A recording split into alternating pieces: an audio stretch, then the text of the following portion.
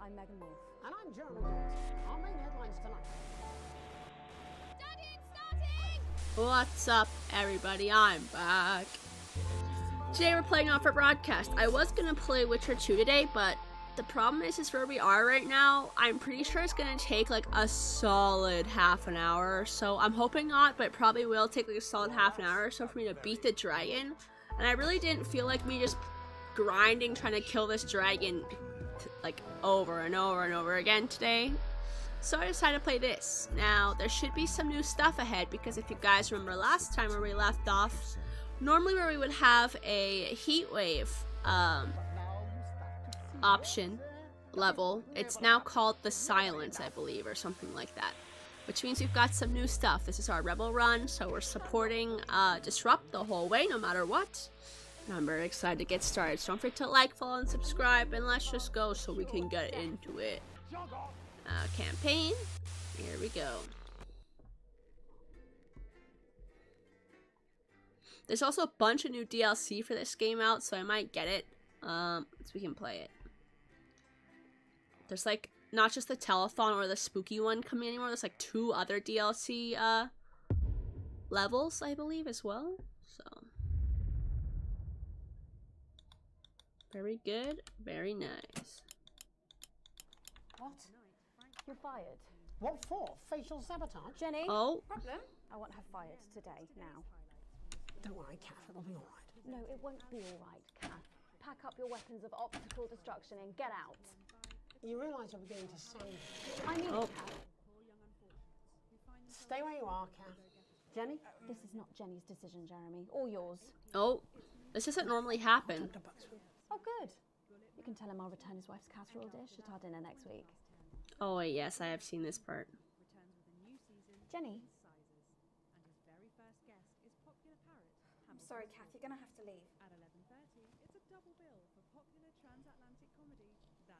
Letting it go to your head. She nearly blinded 10 me. seconds, I thought we were everybody. part of a team these days. Things are better, Jeremy, you know that. Just stop being so Sorry, in high and mighty 5, and do your job. 4, You'll have me fired too. 3. Don't tempt me. I know what this conversation's the same. I don't remember anything called the silence before, The so. establishment strikes back. The World Council has agreed today to impose punitive sanctions on the people of this country. The sanctions, which are broad-ranging, include restrictions on the supply of oil Okay, and we gas, don't, we want them to food, look bad. clothing, and even some medicines. So we want But happy absolutely, stuff for Disrupt, We asked the public. bad stuff for What are your reaction Advance. to the sanctions? I think it's fucking outrageous. My mom needs insulin. Am I supposed to get her transitioned? What's the government doing about it? Eh? Thanks, Patrick. Important stuff.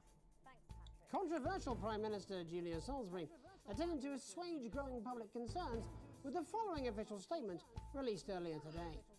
Okay. The international sanctions declared against this country today by the World Council remind us that now, more than ever, we need to come together as a team.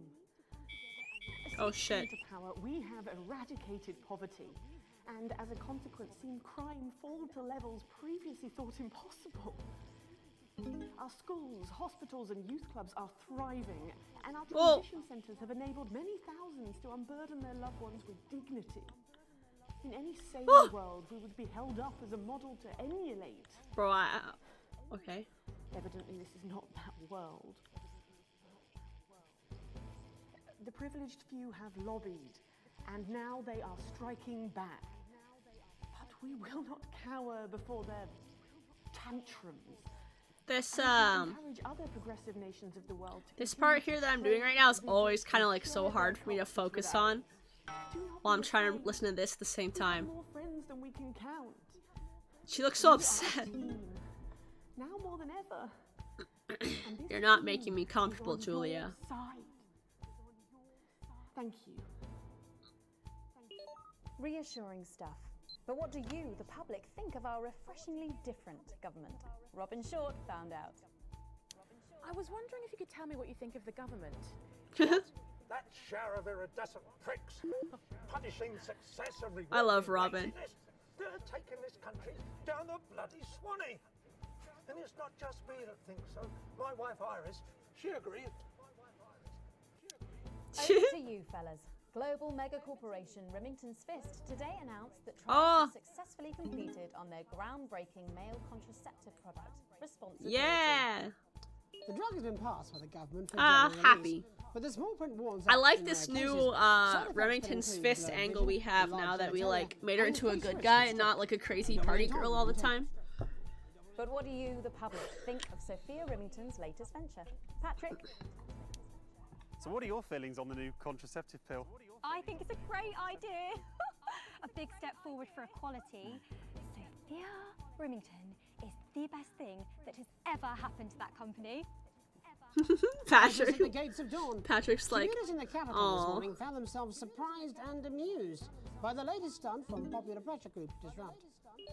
Silent protests were held outside underground stations throughout the capital, bringing a pleasantly surreal He looks quality happy. to the morning commute.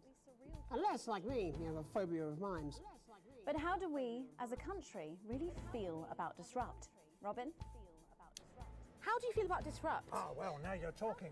Ruddy hero, showing us not to take it lying down like Iris here. oh my god. So you both feel they're a cause worth supporting? Well, Iris doesn't speak on mine, but we're pretty sure there's still one in there, aren't we, love? Oh my god. Wherever it is, it loves Disrupt, fighting the oiks for our freedom. And what could possibly be wrong with that? Do you need me to get you some help? She looks like she's about to say yes. Resourceful doctors David Wong and Ingrid Swansborg and Horgansford today announced their first successful harvest in Dante's Tate. Although they can currently only grow a few fungal strains. This is another good one that we decide not to like turn into a shit show. The undauntable scientists chose to try and survive in the cave system. Look while at him, the he's so complex happy. rescue operation inches forward up here on dry land. Let's hope they're like Stroganoff. But with Advance planning to spend an eye-watering amount of public money on the rescue craft, we asked Patrick Bannon to find out what we should all be thinking about the accelerating costs. This rescue is going to be expensive. I had to make it bad because we don't like Advance. Cool, mate, but fuck 'em. I mean, if they found some rare rocks down there, would I have got a share of the profits? Nah, of course not. So why am I expected to pay now it's all gone tits up? Are you going to pay? Are you? How much do you want? I think, God. I am not a number.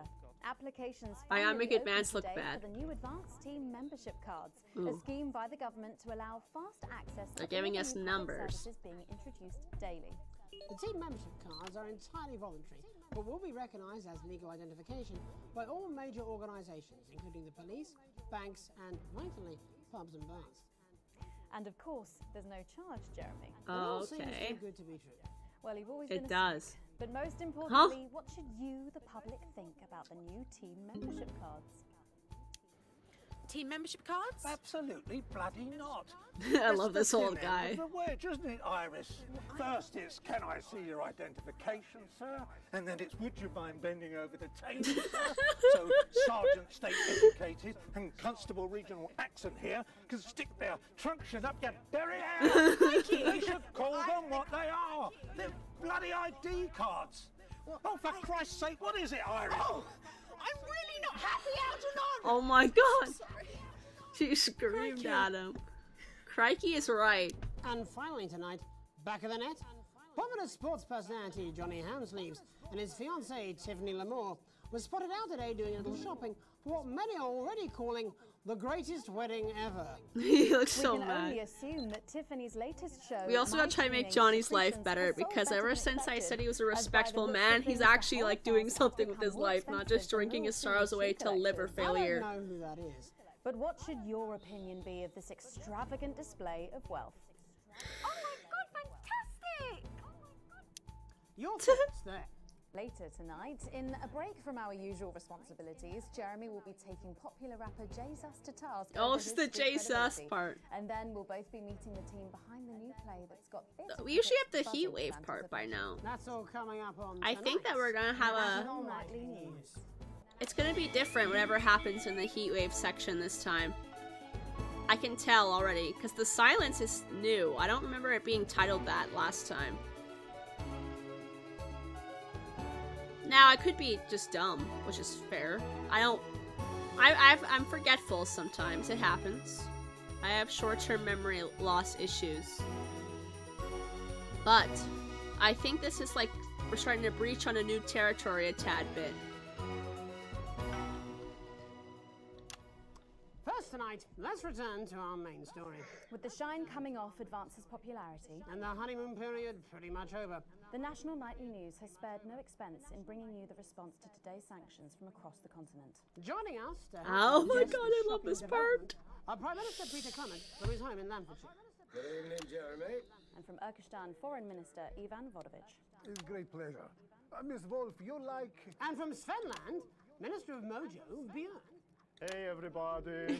Minister Vodovich, your country pushed especially hard for these sanctions. Any regrets? My only regret is I was not able to see the face of my old friend Peter Clements when the results of the vote were announced. You're 18 now. What do Happy you say? He has one up in birthday. his bottoms. In Svenland, we try not to gloat actually, because it's seen as really ugly and dangerous to some small creatures, yeah? Oh, don't worry, Minister. Ivan and I go way back. He's a wind-up. It's Salsa's birthday. Shite. Pete, Just trying to get a rise out of me. Oops. you're like a man who loved I didn't bleep that one long enough. labor camp. Not because of love of country, but to make up for the size of his tiny penis. Been on the vodka, Ivan. No more than you. I see you on election night with mouth like man thinks he's singing beautiful lullaby. But actually he's squealing like a pig in hands of Randy Big Dick Farmer. Hey? Actually, we Svenlandians, we aren't size obsessed.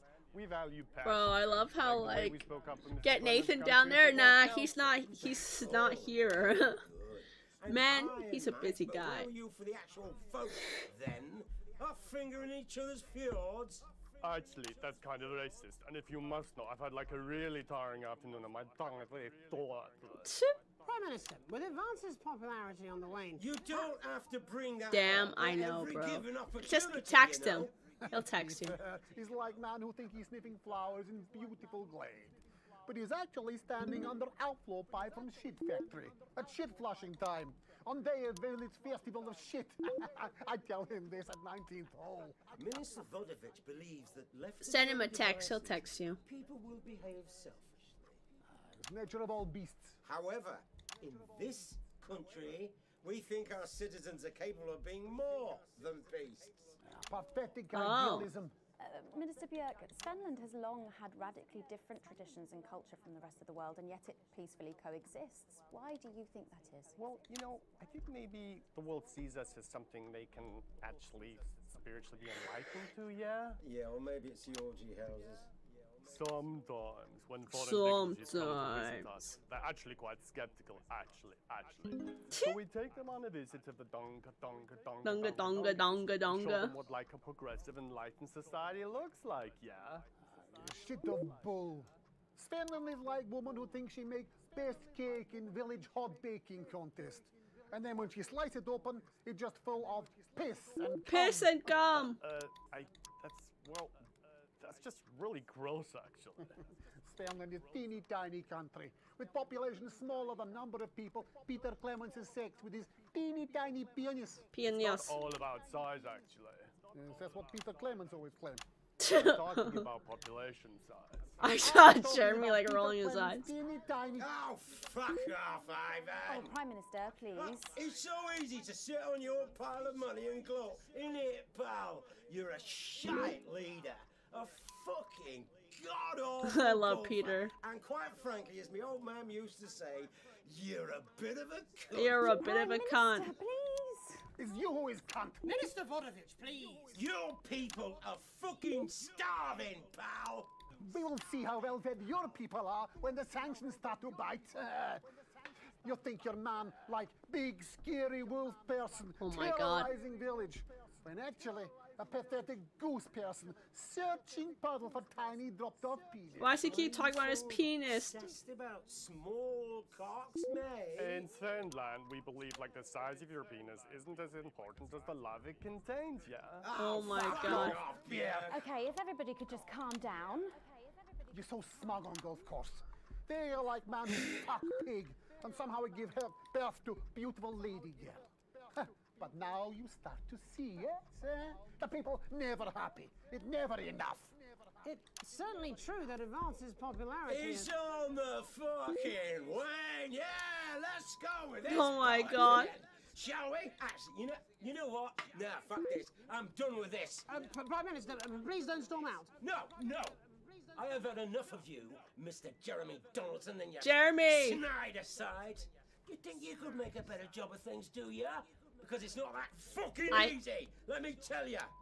Your channel is a fucking disgrace. You insinuate and edit against us and pick I do. That's me. So people don't trust us. The sooner you roaring monsters are taken into public ownership, the happier everyone in this country will be. Well, we've not got long until the adverts, so... I'm sorry for the outburst, Miss Wolf. Julia thinks very highly of you, and I know you're not the one making the editorial. Yeah, it's me. Do any of you have anything you wish to add about the sanctions? My work here is done. I like man who happy he lie down with fatty, drunk, easy girl from village. Oh my God. Who discover in morning he wake up next to beautiful news reporter lady. You know, I think it would be a terrible shame, yeah, if the people of your country were to suffer because of teenage grudges and personal rivalries, yeah. Thank you. Prime Minister? This country. Here comes Peter. Wonderful, civilized, creative. He's about to lay down the law. We're not scared of these sanctions. There's no wolves at our door, only the best of people striving to help out. So no, Ivan, we're not afraid. In fact, I doubt we'll lose a wink of sleep. Okay. Because we're strong, and we're well resourced, and we don't back down to bullies. And on that note, we have to wrap up. Ministers, Prime Minister, thank you for joining us. We'll be back after these messages. 1 minute back. Peter, you're so easy. So many buttons to push. Piss off. Well, I see you at Grange this weekend. No, I've got meetings. Some tossers impose sanctions on the country. Well, shit. I mean, wow. So that happened. Crazy Neil! Public ownership. You who think you are king and queen of garden furniture.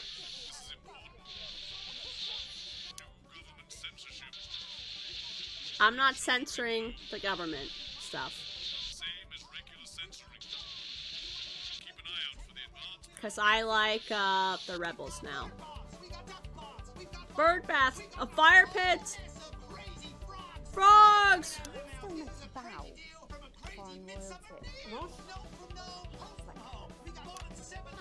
Have we given you the pound principle? Well, Megan.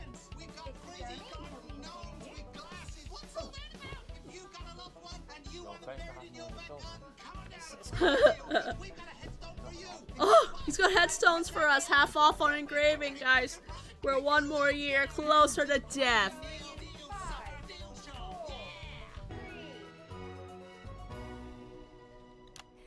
Welcome back. I'm Megan Wolf. Later we have an exclusive first look. Later we have an sensation everyone's going to be talking about. But first, it's time to go over to the culture spot with lovely old Jeremy Donaldson. Jeremy! Who's joined by a very special guest. Jeremy. Thanks, Megan. I have the honor and privilege of being joined by hip-hop royalty. He's been called the son of the streets and the father of truth. Not sure how that works, but whatever. Let's welcome Jesus! Shut up! Thanks, Jeremy. Yeah, it's a real honor to be here on your show, The News. You know, as a kid on the news, I used to watch you through a window of the shop, so to be here right now is crazy. You've had quite the journey to be here today. Can you tell us about it? Well, you know, I try not to, well, you know, the past is the past, and I don't like to dwell on it. Okay. But yeah, man, the streets is all I remember. Like, my mother donated me to a charity shop soon after I was born. Elderly lady took pity on me. You know, she let me sleep on a pile of crime fiction until I taught myself how to walk. Wow, that's quite the childhood. And she died tragically. Right there in my arms, man. You know, I remember a tear falling as she lay there next to the used homeware. And in that moment, I became a child of the streets. I was just 18 months old. What? What a tale. What a tale. You're known for your direct and honest lyrics. Was your style informed by your troubled past? Oh, like I said, I try not to talk about it. It's just it's just too hard. Of course. But my first album is about the story Oh my of the God. 4 times I stole, so I wouldn't starve. A small group of infants came to see me as their de facto leader. Bro, imagine like rallying on the streets, all these babies come crawling. We were like a family. So it would seem. Recently, you've been quite outspoken about the government. Yeah, fuck the government. Fuck Advance. Fuck Peter Clement. What is it that you object to so vehemently? Well, you know, they stole from us. They're taking our money and spending it, man. Redistributing it. Actually, homelessness has been all but eliminated in the last couple of months. So? Surely that's a cause close to your heart? Yeah, nah, of course, man. Very much so. I just mean, like, why do I have to pay for it, you know? Why do I have to pay for it, you know? People have been rehoused on property seized from the historically wealthy. And that couldn't have been you, could it? But yeah, I worked hard to be here. I built this from nothing, and I deserve to be rewarded for that. Would you say you worked harder than, say, a farmer or a care worker? I don't know. But if people are taking something from my music, choose to value it, buy it, who's to say I don't? And no one can take that away from me. Not even to help, say, vulnerable children? Mr. Cheese Slice. Mr. Cheese Slice. I just don't understand where you've placed yourself politically. I mean, is it ideological or is it tactical? Well, it's more of or like... maybe it's hereditary. Stop trying to tie me in knots with your words, Jeremy. Oh. I let the music speak for itself. And the people agree with me. Well, that remains to be seen. But you have given me a very easy segue out of a conversation that I promise you was much more painful for me than it was for you. So here he is with his hit song, Mrs. Ludlow's Tears. Oh no, I'm going to do something a little different. It's a new single I've been working on. Oh, so this is unapproved, is it? Yeah, we love it. Excellent. He's so happy about it. Bro, I love this song though. I actually got this song stuck in my head the other day. New song. It's Jesus. First, you're gonna pay up. You're gonna pay back. If they put this on Spotify, I'd fucking listen to it unironically. Which is sad, but it's true. Well, we're all different races from many different places. At any given moment, only one could be the greatest. So you can feel elation from your participation. Still 2 leaders in this motherfucking nation. Now we're getting sanctioned, talking about expansion. Why does Julius require a massive fucking mansion? So fuck all your schemes. I don't need your freaky team, and I don't need your help to achieve my fucking dreams.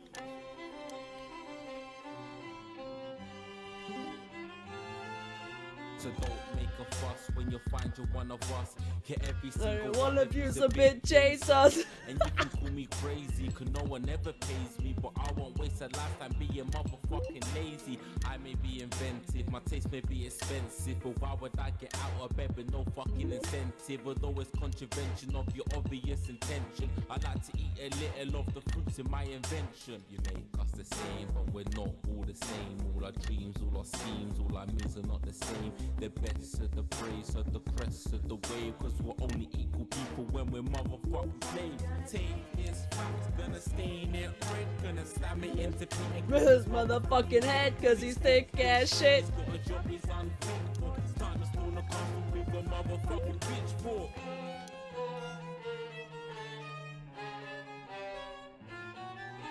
So this is for the snub ones, the push and the shove ones, the folks that feel the burden of their motherfucking loved ones. Ones who had plenty like a motherfucking Bentley. The ones who now finding out their bank accounts are empty. The ones of aspiration who had to flee a nation. The ones who built a business out of dreams of perspiration. There's all sorts of people, the good and the evil. It only takes a glance to see we're not all equal.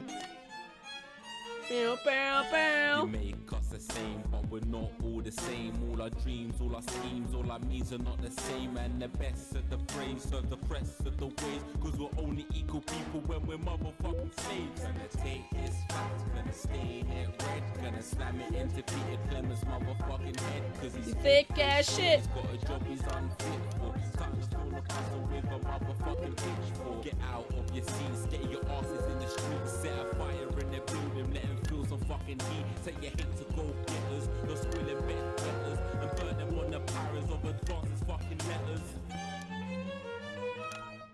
Gonna take his facts, gonna stain it red, gonna slam it into Peter Clemens' motherfucking head, cause he's thick as shit. He's got a job he's unfit for. Time to stone the puzzle with a motherfucking pitchfork. Chase that dream, you don't need a fucking team, and advances little dances aren't as hummus as it seems, cause they're stale and corrupt. Then your anger erupt, then your hearts and your minds and your fists to destruct.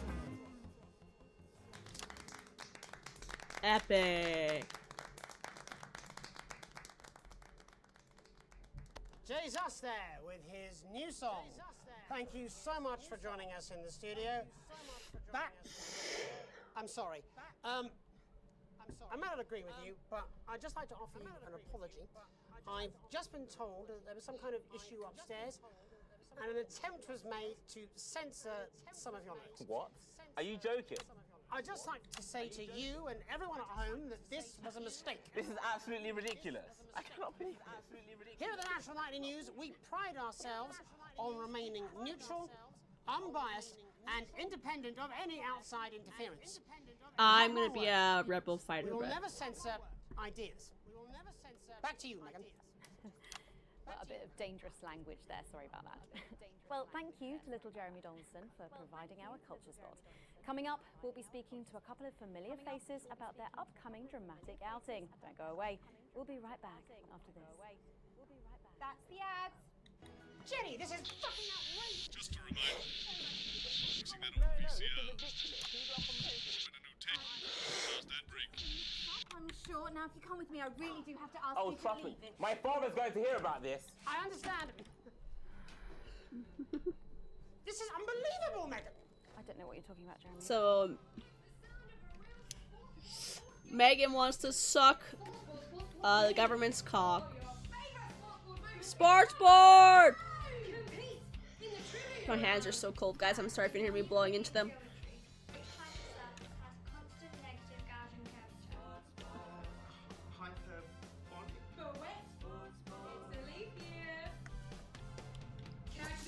Catch the egg.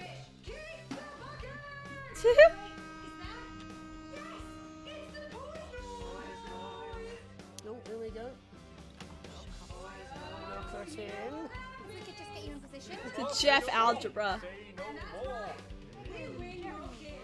We win your kids if you lose. Harris, and this is Ms. Raiden. What? Philippa, please. You're back together again, eh? Who'd have thought it? Absolute demon. Yes, it is awfully exciting. Oh my god. Right, okay then. We're going live in 10 seconds. Opening on camera 1. That's fucking epic. 4, 3. Welcome back, and no, you're not mistaken. Sitting across from us are some very familiar faces. You really are too kind, Megan. It was only a yogurt commercial, but I'm still proud of it. Here to talk about his new show, we're joined by National Treasure Tommy Harris, the National Theatre's Philippa Raiden, and National Deficit Jeff Algebra. It's so lovely to have you all. Tommy, would you like to tell us about the show? You know what? I bloody love it. Jeremy's It's trying about so me. hard. It's about my life. And where did the idea come from? So, right, picture this. Their legs akimbo, mid-session, sweat is pouring out of me like an immense hog. Nice. And then Cindy comes in, she says, Pete's on the phone. That's Peter Clement, the Prime Minister. Yeah, Pete's actually a really good mate of mine. Oh, is he really? Yeah, no, he comes to training sometimes. He's actually a pretty good goal sweeper. Anyway, so, Pete, he says, Toby, he thinks my name's Toby, see? He says, how would you like to spread your message of team spirit and cooperation across this fractured nation? How would you like to really make a difference in these desperate times? What did you say? Yeah, right, yeah. He goes, yeah, sure. So, Jeff, The question on everyone's lips is, what in God's name are you doing here? Well, after the success of my debut work and all the people that I've touched, I knew that I had a career in theatre. Yeah?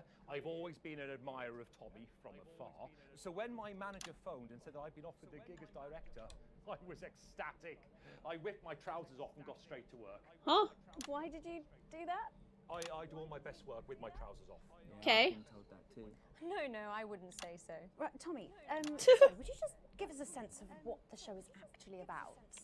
It's about how hard it's been for me and some of the struggles that I've faced. It like really getting to the heart of how tough it is to be me. I call it Tommy Harris. Jesus, that was hard.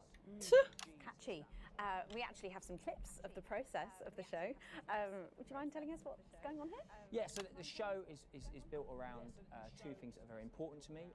It mixes scenes from my life as well as epic fantasy retellings of scenes from my life. But Dad, you promised you'd come to my graduation. I'm sorry, son. You're an embarrassment. But Dad, you promised you'd come to my graduation. Back, demon! Back to the hells! Philippa, what's it been like co-starring with Tommy Harris? I've always dreamed of Damn. treading the boards at medium-scale regional theatres, Megan. And for once, this show really gives me something to sink my teeth into. What's different about this show, then? Tommy, Mr. Harris's show really lets me show my tremendous range as an actor. I've always suffered from typecasting. Bro, what the fuck? What the fuck is what the fuck? In every god-awful yogurt advert or godforsaken soap opera or, God forbid, a pantomime. But, you know, this show is What is really Tommy the Insane? Wait, is Tommy the Insane dude? The viewers at home I don't know. dying to It know depends. He's exactly kind of a what fucking is it crazy, that like, you bring asshole. to the show? Good question. I think these guys would agree with me when I say that it's my steady hand on the tiller, my arm round the shoulder approach that's really brought the production from He's eating a strength to strength. carrot. Absolutely With right. the gat? Jeff's Oh, no. contributions are immeasurable. He was our rock. Can you give us a sneak peek of anything else that might be in the show? The Gat guy? No, I don't think so. We've got lots of exclusive first-hand experiences of Tommy's time in the underground sports board scene. And some epic fantasy retellings of Tommy's time in the underground sports board scene. Yes? And I don't think he ever had. No, this is Jeremy has the gun. You're talking about Jeremy, not Tommy. You'll never take the sacred path! And am I right in saying this was officially commissioned by the government? Yeah, all paid for by the Yeah, I know what a taxpayer, gat which, is, you know, but you're to be talking honest, about is actually a Jeremy, not lifesaver, Tommy. I Yeah. think it's fair to say Jeremy. without Advance's support, we'd have had to cut the finale. Which frankly would have been a travesty. They're fighting a dragon. Goodness, and you do this every night? Absolutely. It's a metaphor. For what? Death. And the public are footing the bill, are they? Too bloody right they are. Oh my god. My tour bus and the dry cleaning of my ties. I'm barely scraping a profit here. Amazing. And where can the folks at home come and see this for themselves? We're performing all over the nation. And people can see it for absolutely free, all courtesy of Advance. Isn't that incredible, Jeremy? Yes, it's unbelievable. Well, thank you all I love so much for Jeremy's coming. Next time I see you, sarcasm. no doubt you'll have taken our jobs. Jeremy. That's all we have time for tonight. Join us tomorrow when I'll be interviewing the world's most attractive horse. I'm Jeremy Donaldson. And I'm Megan Wolf. And from all of us here, have a peaceful night. That's the ads. Let's get reset. Epic! Hey, Karen, I like we zoom must through the stop actual bumping into typing each other part. like this, eh? She looks so upset. Dry and brittle split ends. And say hello to acid gastrique. Acid gastrique. Yeah!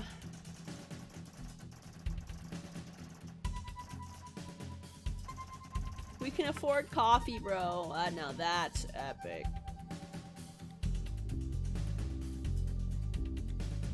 Okay. We're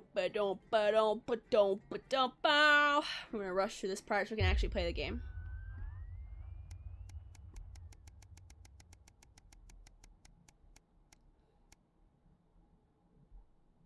A grown-up child. What the fuck does that mean?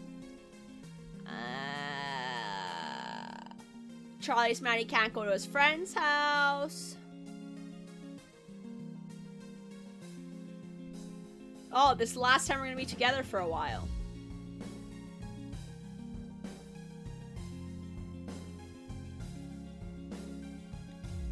Okay.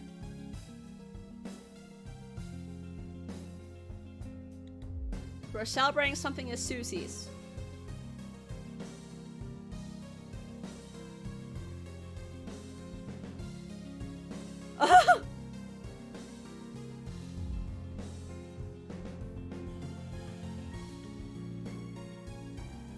So wait.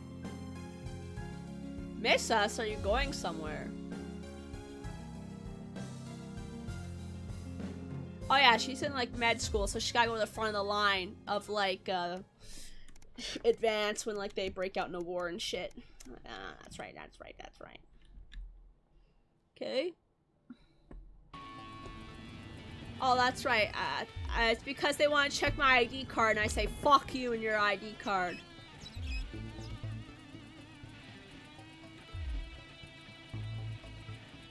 I don't want a card. Suck my big fat schlong. Next.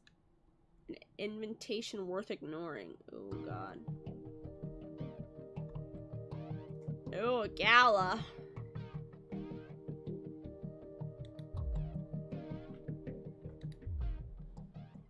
This is the gala where they don't like me very much because I don't like Bozeman. Let's go. We are so amazing. Barely on Tom the Savignon. At the Savignon? Yeah. Hey, I'm Alex.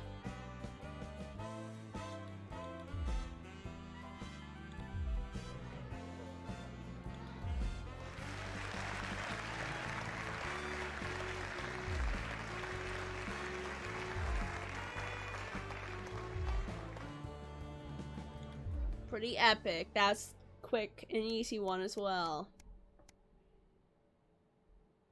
Is it time? Oh, something. They didn't give me a title this time, which is scary because the heat wave, they gave us a title last time. So I knew the heat wave was coming up. They better give us a title right now. Maybe we are going to have the heat wave again. It's just, hopefully Jeremy won't go ballistic with the gun and die, because then that means we failed our epic quest of, fuck's sake.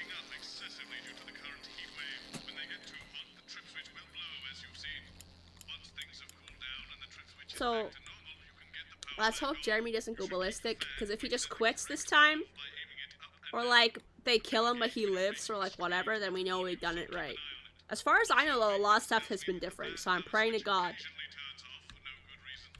We will play the tape. There's not a tape here, maybe it is different.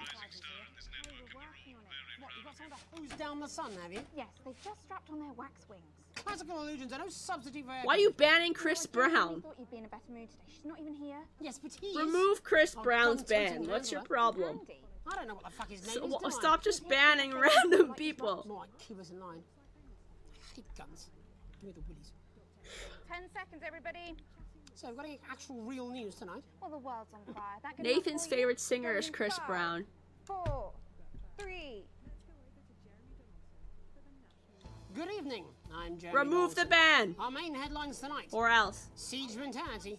The World Council today established a military blockade to enforce the unjust and punitive sanctions now entering their 10th week.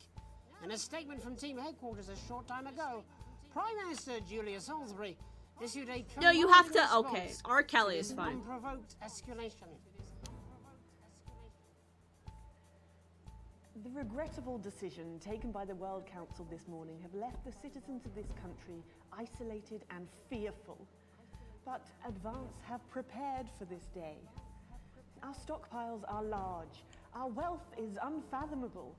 Good, and good. We will defend Fuck our R. citizens Kelly. with every last breath from this latest brutal and calculated act of war. We are with you, one team, indivisible and strong. Thank you. Three's a crowd. It seems the celebrity wedding of the decade might have been a touch busier than expected. In a photo leaked today, it appears the union of football star Johnny This would be funny if you want theirs to go wrong. Lamour may have had a few uninvited guests.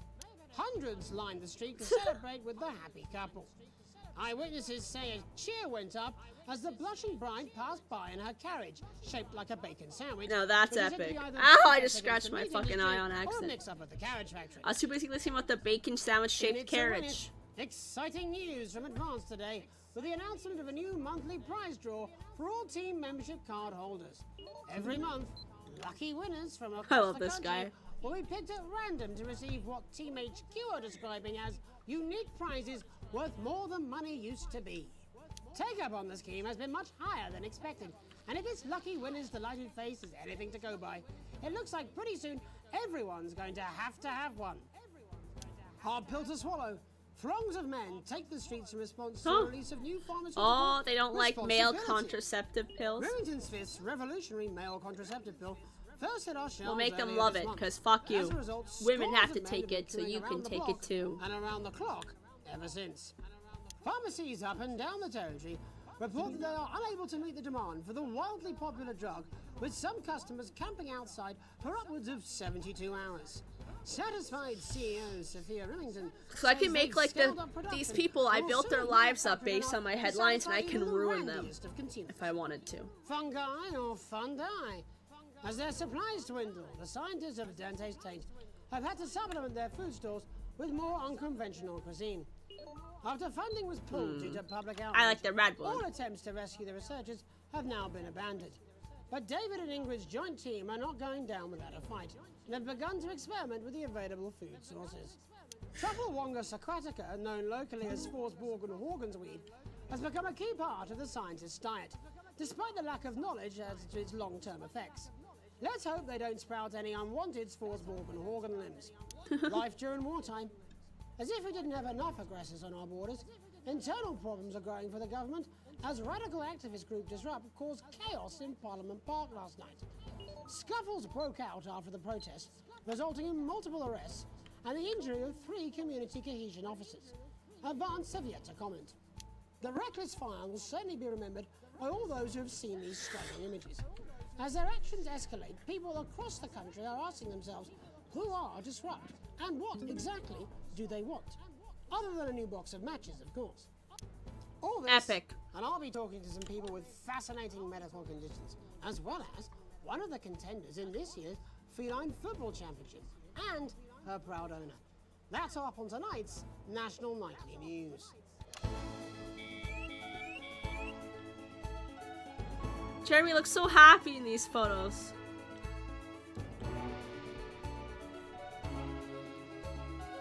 Oh!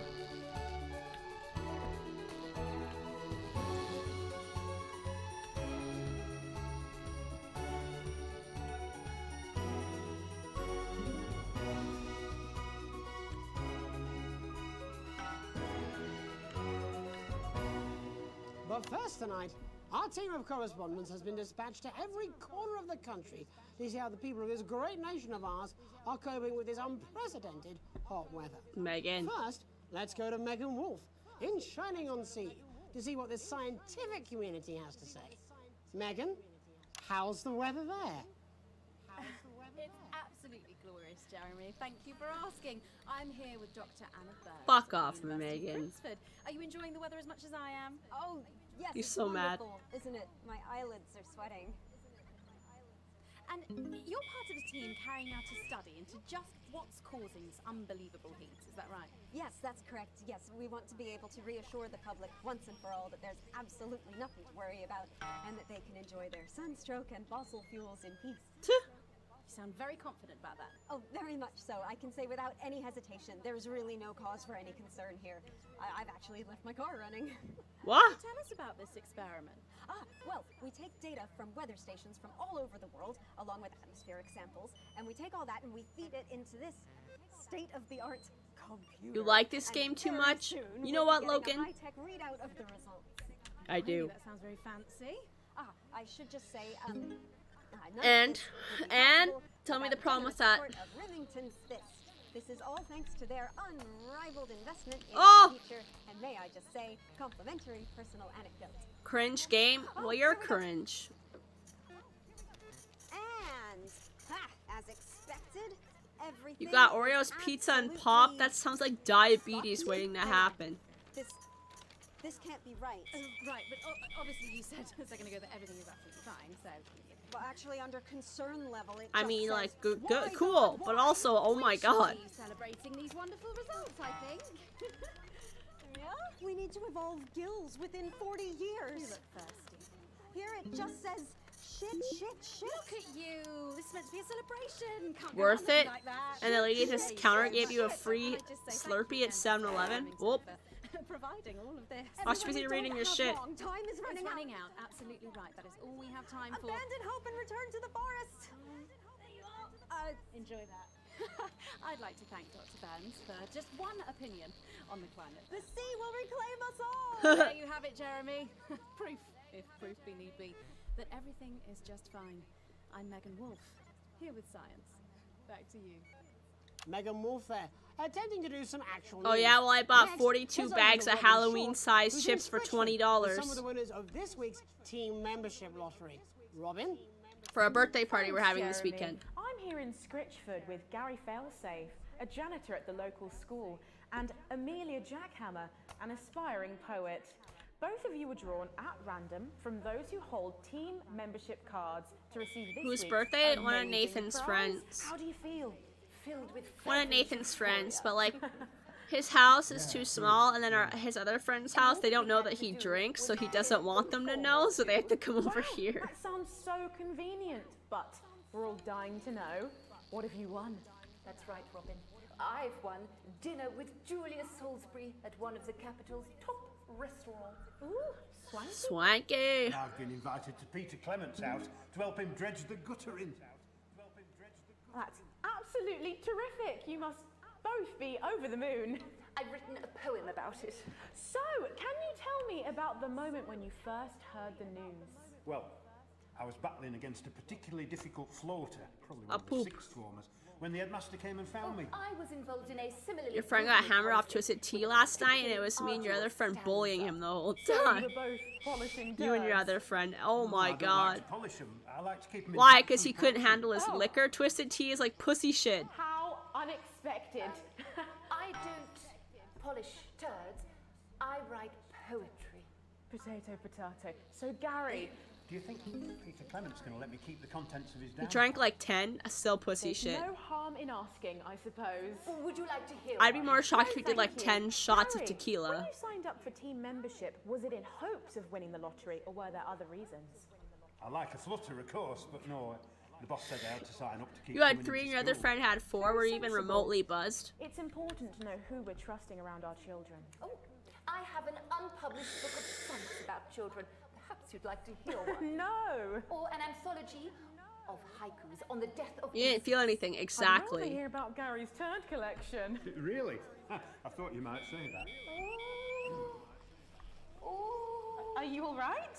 Yes, it's coming. Huh? It's inspiration, and it's delicious. Right you are.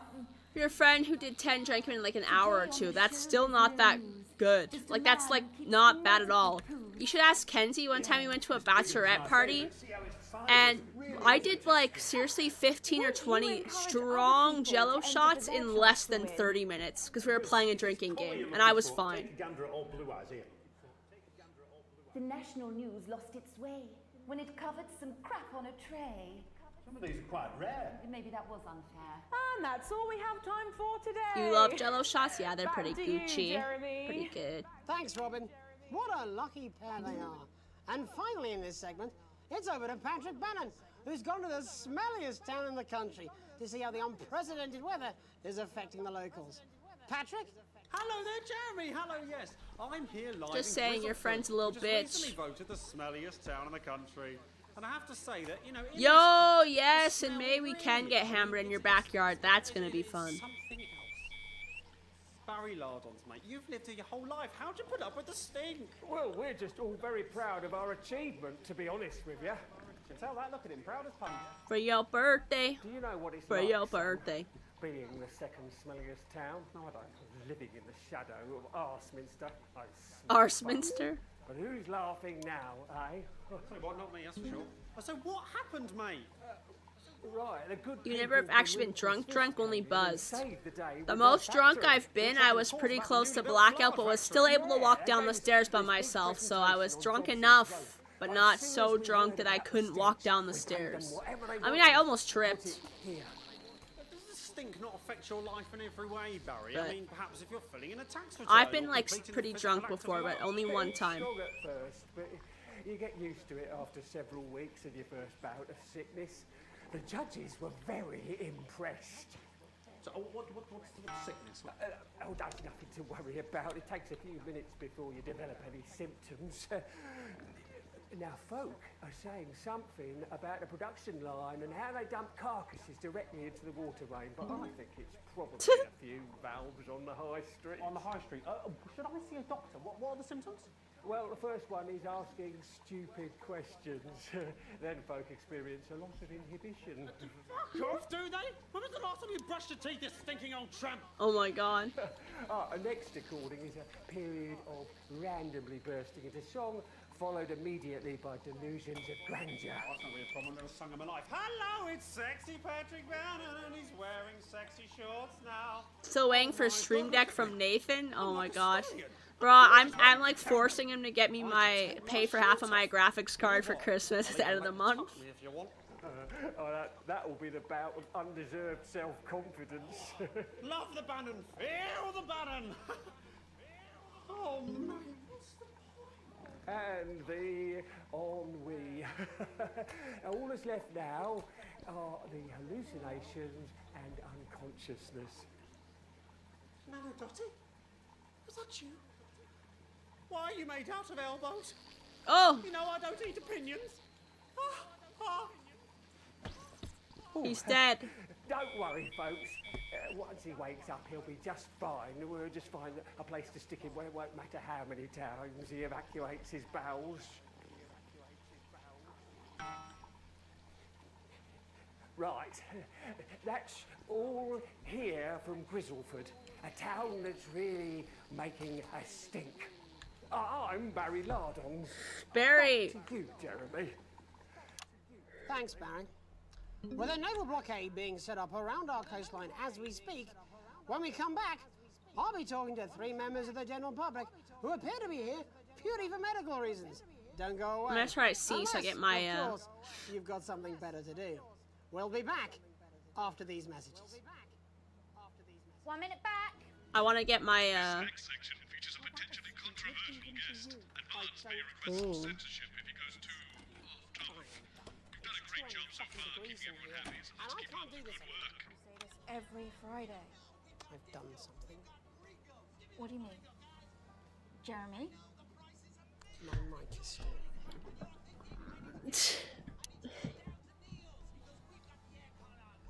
a controversial guest. He's gonna say cock.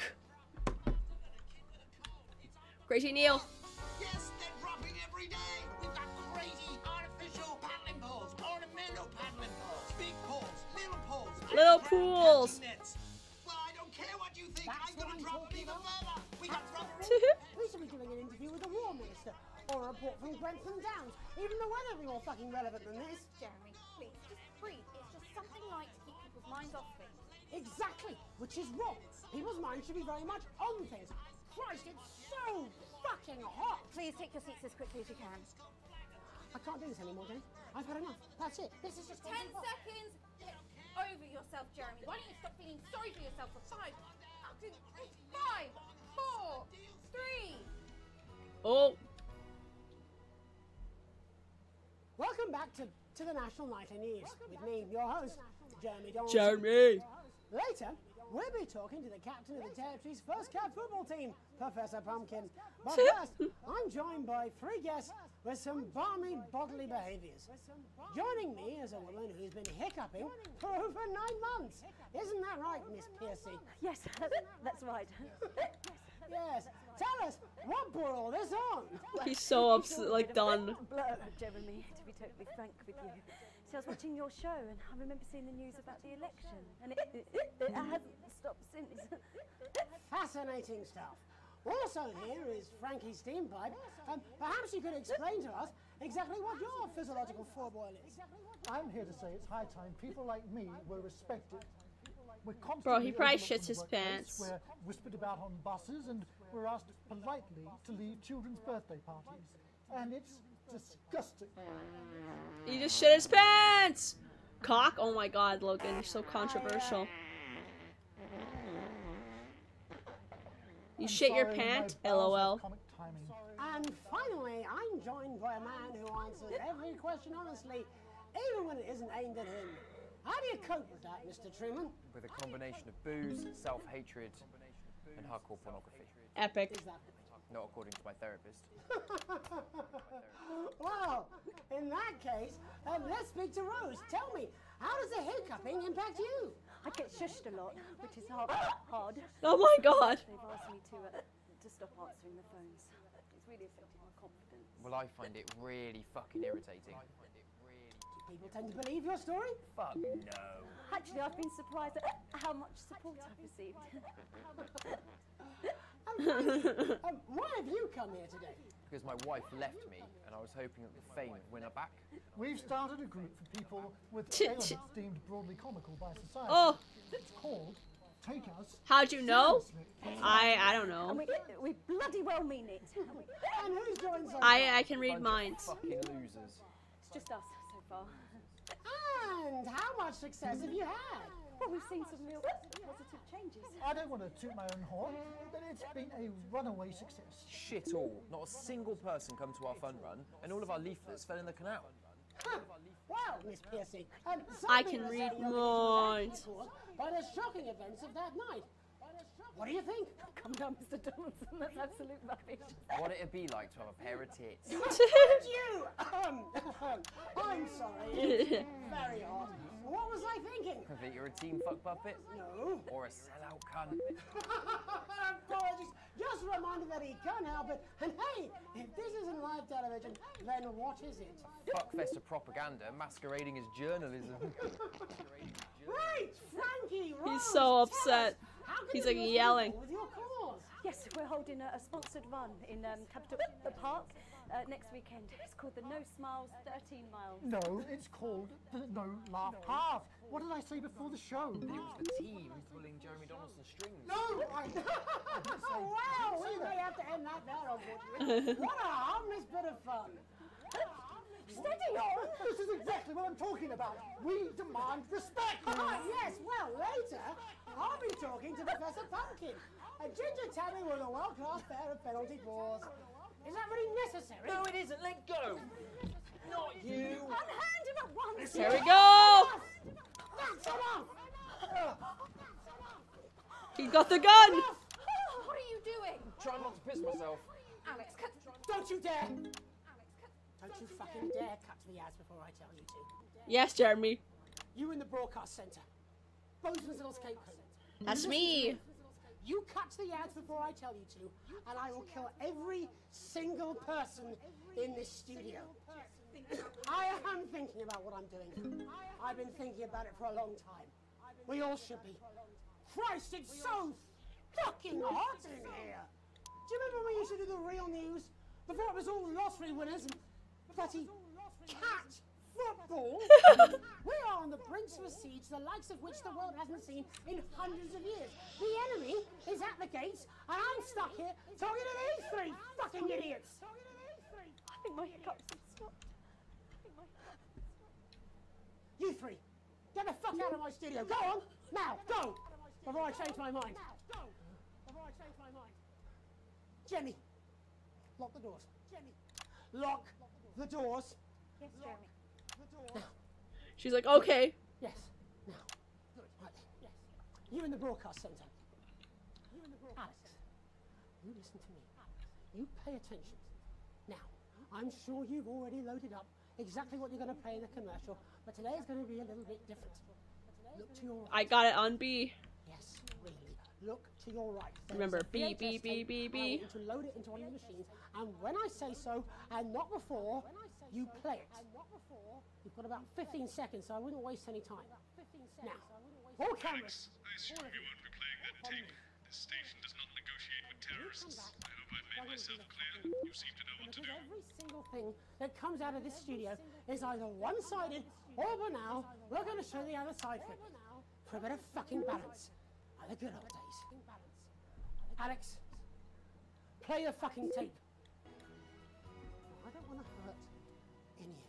I did it. If I see anything I don't like, I will not hesitate to start. You're going to get me in trouble with that. Shut the fuck. I can turn it off. Reset the system for the third segment. I imagine the ratings are going to be through the roof.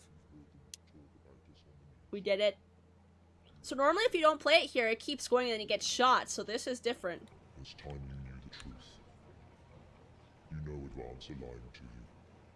You know the elderly are not a burden. You know the rich were not all evil. And you know the team membership card is an ID card, no matter what they try Let's to tell go. you.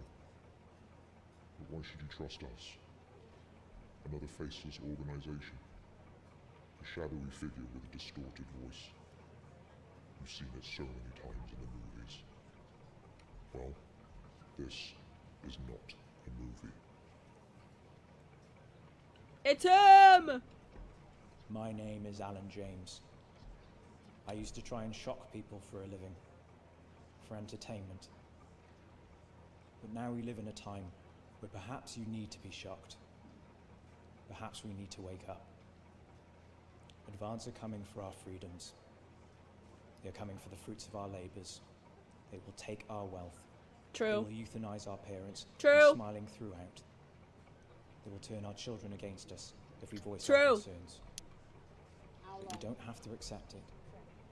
A great many people already won't. You can resist. You can disrupt. Find us. Talk with us. Join us. So what now? It isn't hard. I don't know. We're everywhere. This wasn't what I planned. I mean, some of it was. I had a speech, look. But this was unexpected. So what now, Jeremy? It was supposed to be your day off.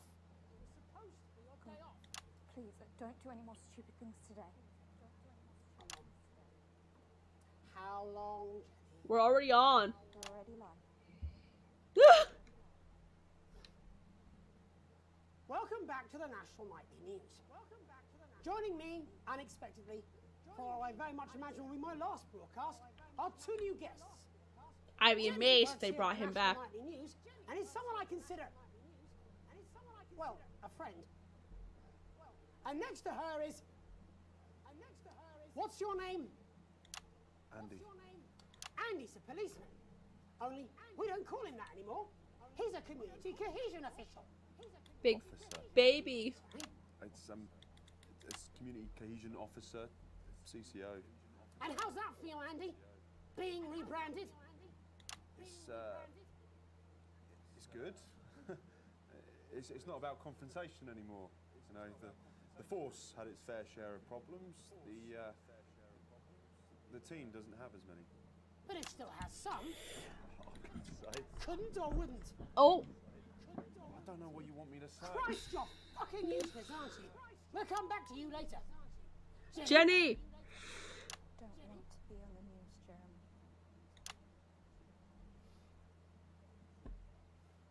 That's perfectly understandable. Who'd want to do this? Jenny. Why did you join the National Nightly News team? I always wanted to work in news. Yes, but why specifically this program? the national nightly news. It was the news everyone trusted. Is. Do you really want to quibble semantics at gunpoint? Is there something else you'd rather discuss? There's a great big Alan James-sized elephant in the room you seem to be ignoring. What do you mean? I saw your face when that hood came down. You didn't know, did you? It's about the message, not the messenger. I said you didn't know.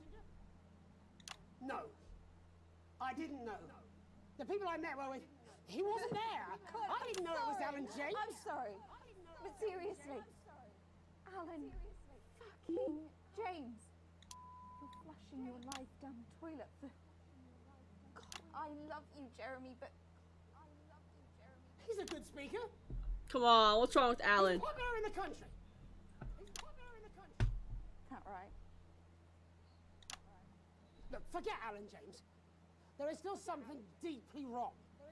And you know it, Jenny. And you know it, Andy. And you at home, you know it too. True.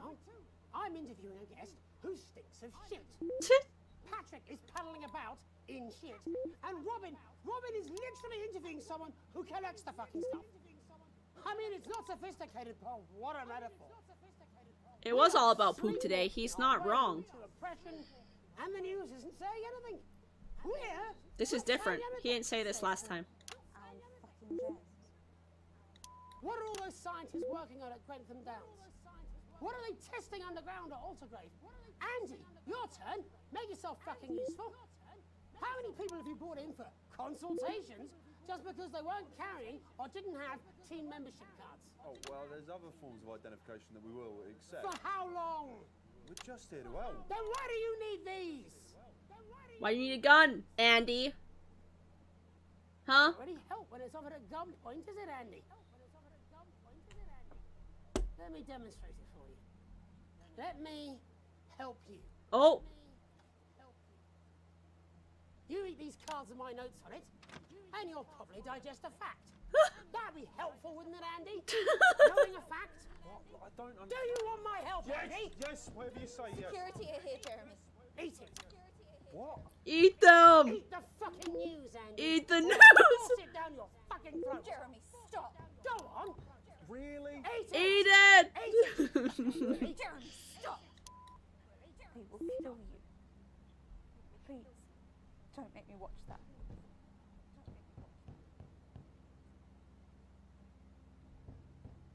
Of course. You're right. Sorry. Sorry, everyone. You can put the card down now, Andy. You can put the card down now. Come on. Please tell me this is the... You can go now. You too, Jenny. Fuck off over there. They're nearly done. All cameras on me. All cameras on me. This new regime of ours is so seductive. I really hope he doesn't kill himself, because that means that's the other one, but... But before we all hand off our freedoms, should we ask to whom we're handing them over? Don't you want to know what's being done in your name? How many people were transitioned last month? A record high. Again, if you care. Shouldn't someone ask Advance how they plan to deal with this blockade? How many years or months of supplies we have? Why aren't we asking these questions instead of, whose shit is this? There's a cat backstage dressed as a fucking goalie, for Christ's sake. He's even got the little gloves. The gloves. That's why I arranged for you to see that broadcast from the last break. I didn't know it was going to be him, but I guess that just about sums it up. We are all up Ship Creek with a paddle made of Alan fucking James. Christ, it's also fucking pointless. I was going to quit tonight. Take a holiday. Try something else. Out of the limelight. Maybe try having a relationship. I hear they're nice. Never tried it. Oh, God. He's a 40-year-old virgin. I loved them. And now, well... God, Jeremy, don't! I've tried my best to be honest Don't. with you, but this just isn't the news anymore. And I'm sorry. I've lost this fight. Uh-oh. Cut to the ads. I've let you down. Please, we can't show this. Cut to the ads.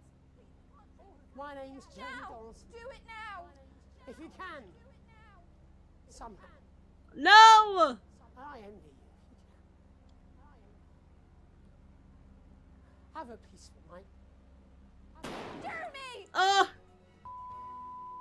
I cut. Oof. Oh no, we might have failed the rebel run.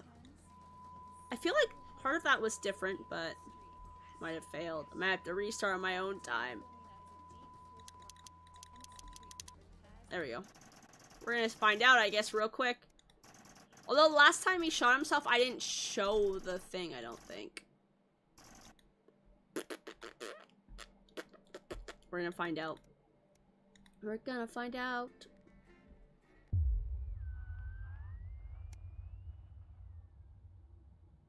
Worst case scenario after this stream, if I do some Googling and find out we must mess it up, I'll just play it on my own time.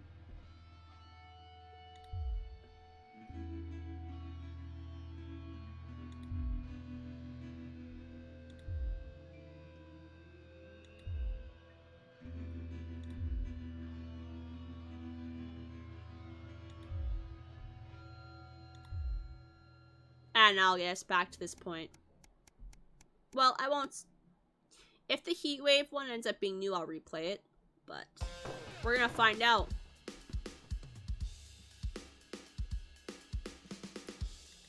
Who is that? Charlie!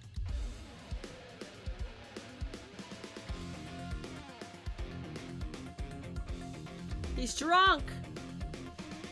He's 15 and he's drunk! That's a different scene that hasn't happened before.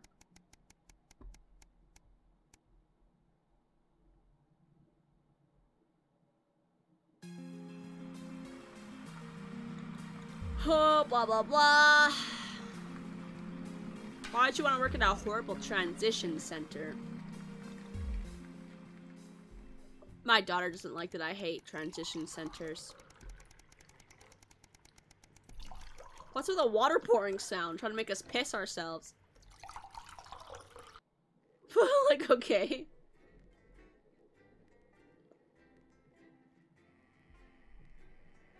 Jeremy. The 20-week war. Good evening, Alex. It's Bozeman here. Hope all's well with the family. Just a heads up, we're expecting those troublemakers at Disrupt, so it's... Yeah, I'm gonna let them hack, so shut up. On Channel 1. At 6:30, it's Russian Kitchen with Jordan Rankley. And tonight he'll be screaming at some pensioners while they try and fashion a nutritious meal out of a can of condensed milk, a cow's tongue, and some rhubarb. Not one to miss. So, Julia's team have asked me to ask you to keep it light.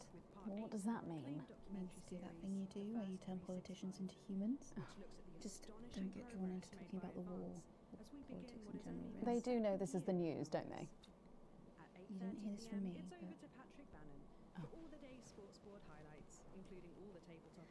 Apparently, there's a crew at Team HQ right now. I think she's giving a speech or something tonight. They'll get it on the late news. Oh, great. So they get the brains and we get the performing monkey. Sometimes you sound just like him, you know. How are you?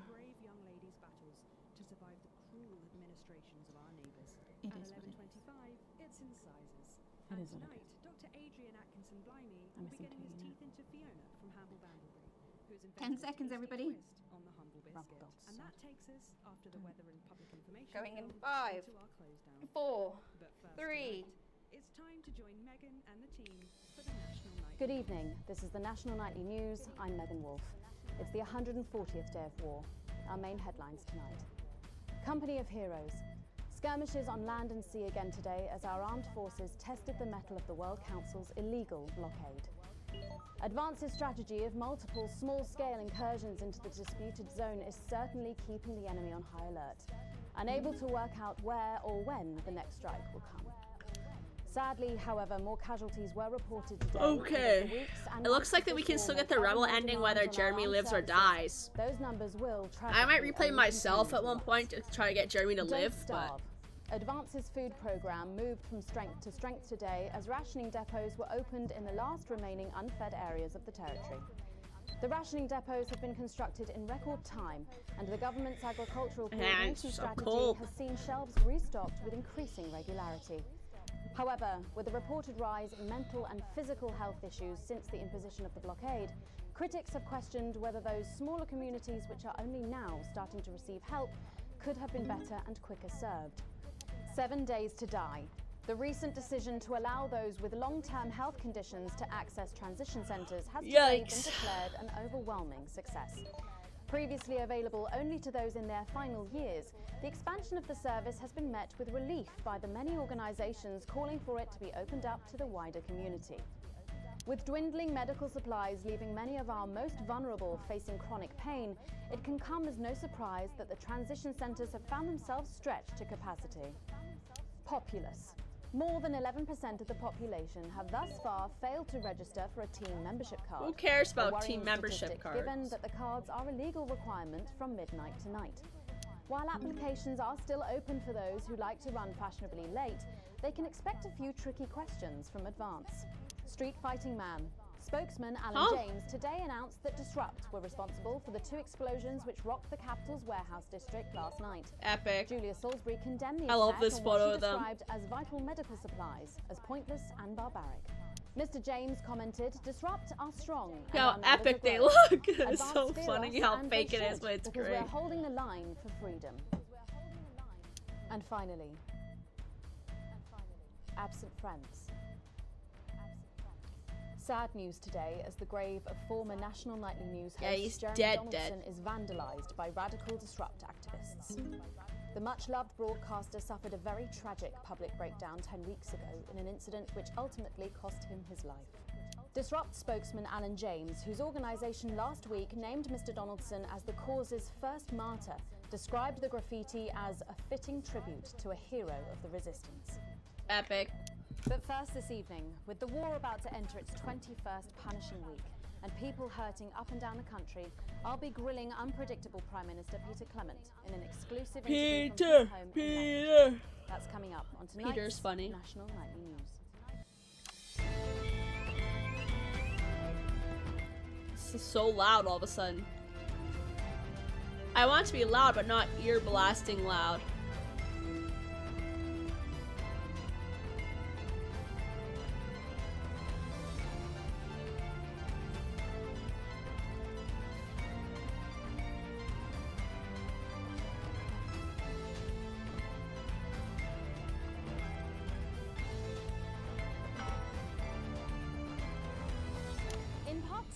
I'm a little overexcited to announce I'll be interviewing the one and only Lil C. And later we've got a new feature that's sure to keep you coming back for more. But first tonight, let's check in with Prime Minister Peter Clement, who's speaking to us from his home in Lancashire. Good evening, Prime Minister. Have we caught you exercising? Oh, have we started? Yes, that's right, Miss Wolf. Just a few minor adjustments. I mean, nothing drastic. I haven't joined the gym more. He's so drunk. Mum used to say, just because she won't take it up the shit, it doesn't mean you shouldn't try for a quick fiddle up the car. Language, Prime Minister. Oh my God. What? Quick fiddle? What's wrong? Oh, shitter. It's shitter, isn't it? Yep, that's the one. And can you tell us what brought about this news? Last night, freedom fighters working for Disrupt destroyed a farmer-side storage facility in the warehouse district of the capital. You'll no doubt hear it described as terrorism, but our intent was not to provoke fear, but thought. No one was killed in the operation, which destroyed both the warehouse and all its contents. But what were those contents? Drugs. Drugs. Drugs used in transition centres. Drugs used to kill our elderly and now our sick as well. We know that this extermination cannot be easily stopped, but perhaps it can be slowed, or if you'll forgive me, disrupted. Farmerside are owned by Advance.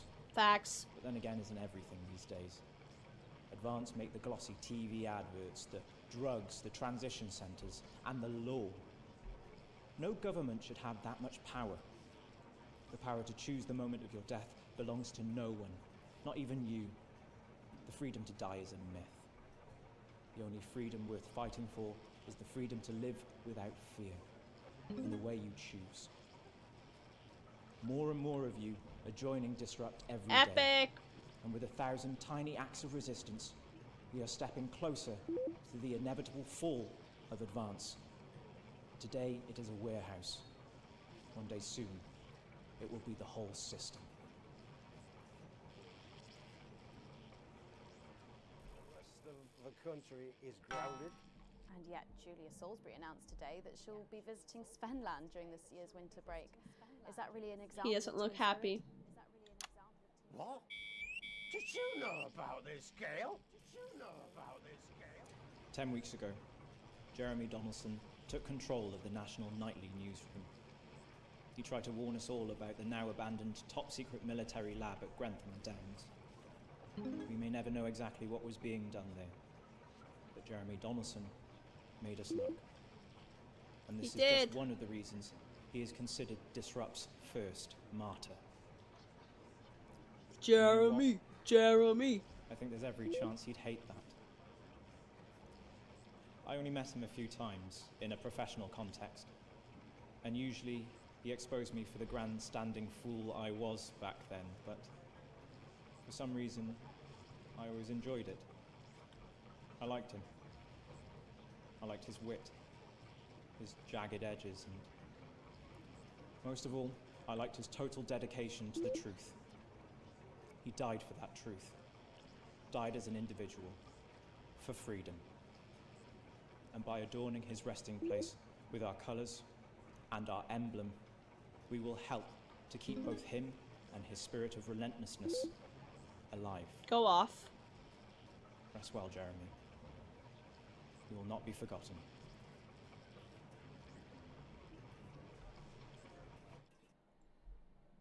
And you know what? Him every day. I will take that as a compliment. Prime Minister, later on this evening, your co-leader Julia Salisbury is going to give a national address from team headquarters. Can you give us a hint of what she's going to say? He didn't even know. Yes. Well, I imagine that there Sorry, will be you the imagine? usual. No, what I mean is. You do know about this broadcast, don't you, Prime Minister? I'm sure I did. But Julia and I have no secrets from each other. We don't memorize each other's bloody diaries either. As my old mum used to say, if you wanted to get a job done quick, don't get bogged down in the pubes. What else you got? Sorry? Only cars, what else? A little piece of my life, children, rushing through. Oh my god. Yeah, refill my glass. Refill my glass. Yeah, come on. Come on. Okay. What music do you listen to when you work out? Well, Gail tells me that I work out to Little C, but I have absolutely no fucking idea who that is. And do you think the C stands for? It stands for collaborative, Prime Minister.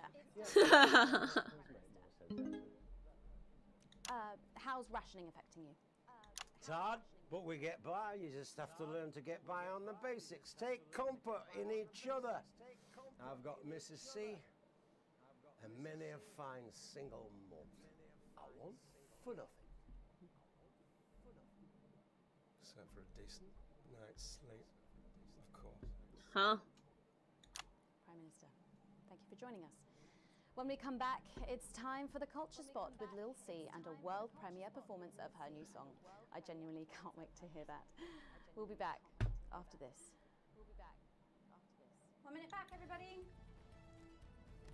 Fucking bog water! I Ah! don't think anyone's supposed to know. When you mentioned it, Bozeman's face turned a colour that I think you call embolism.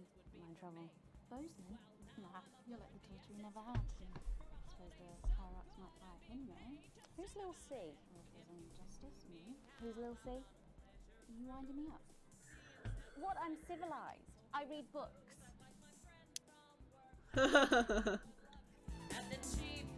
You guys can listen to this song while we wait.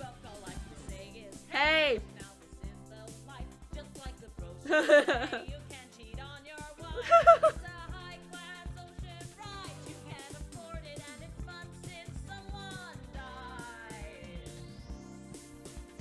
Oh.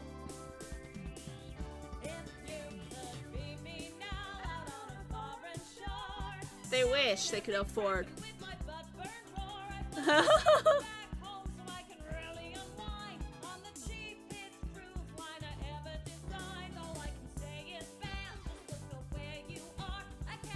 This is so good.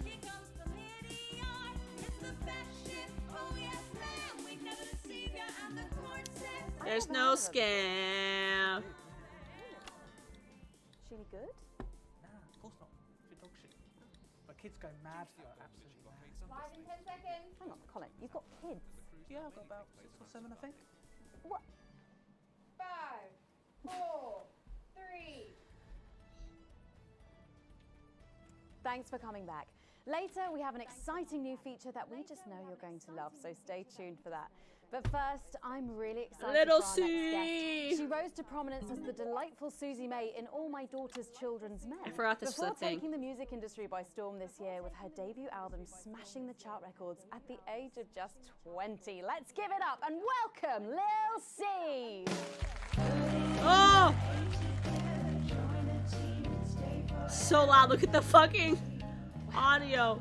May I just say, you look incredible. Oh, thanks, babe. I'm doing this new regime and it really does work. What's the regime? My manager suggested it to me. It basically involves bathing in like cabbage water and then having the leaves sucked out of you while you sleep. Wow, is that healthy? Oh, well, look at me, Meg. The leaves are my only nourishment. Okay. Yeah, they certainly are.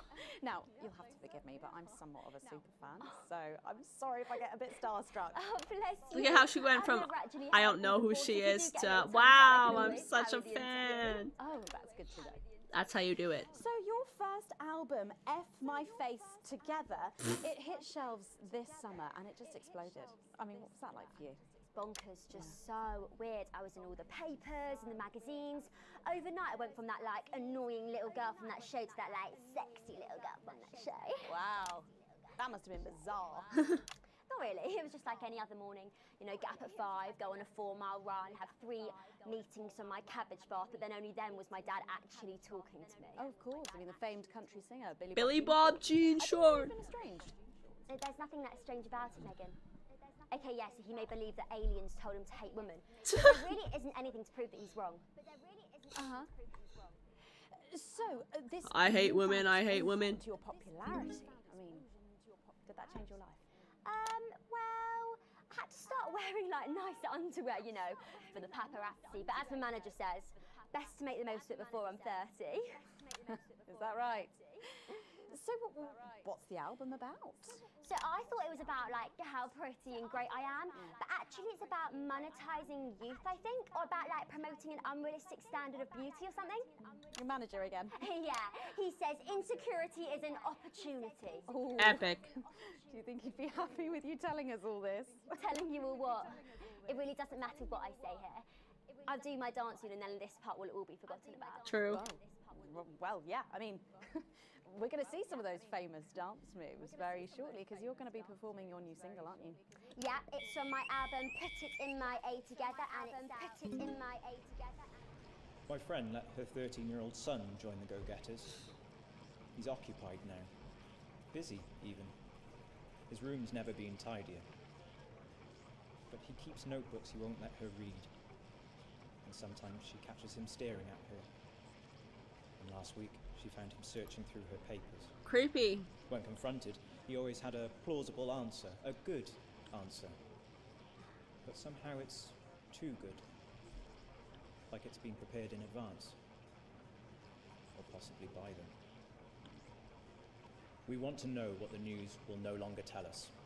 And when we find out, we will tell you. We will hack into your news broadcasts. We will defend your right to information. We will resist. And we will disrupt.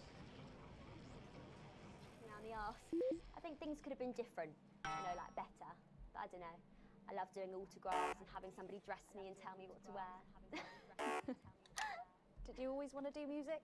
Well, ever since I was a little girl, I'd sit in front of the radio. What's going on with camera 3? The girl group would come when I press record on my cassette, but then my dad would come in and tell me to turn it off and to go back upstairs and start practicing again. Sorry, is your dad your manager? Yeah, which can be tough. And sometimes when it gets really hard, he'll say, "Make Quagler proud and you might just survive childbirth." Well, you know what, despite anything, you'll make me proud. Oh, if only your opinion was as valuable as his. And on that problematic note, you're going to be singing your song for us soon, aren't you? Tell me about it, tell me about it. So it's called These Babies Gonna Bring You Home, and I actually got sent the lyrics in the car on the way up here.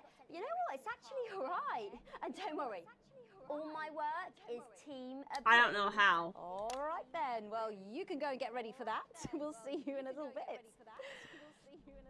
It was a very specific type of pleasure to chat to her, and I just can't wait to hear this.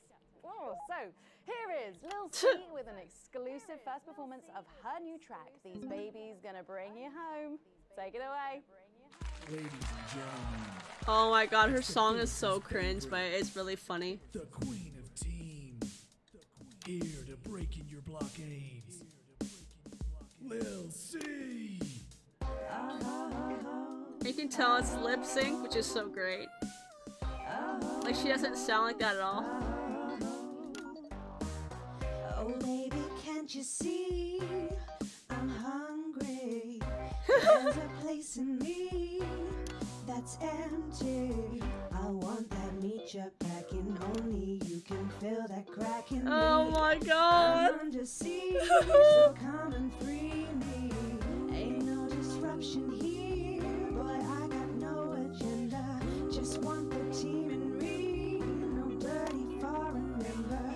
Don't stop no morning drill. There's holes in me that ain't been filled yet. I love how it's about getting rammed. When you do your country proud.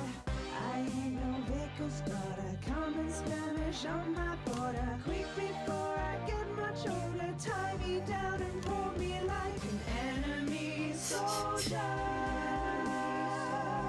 An enemy soldier. So let them try and break our dream. We fight and love and die at two. So what a Peter Clemens boys can come and use me as a toy. I wanna see some action. Oh my god. So come and break my sanctions.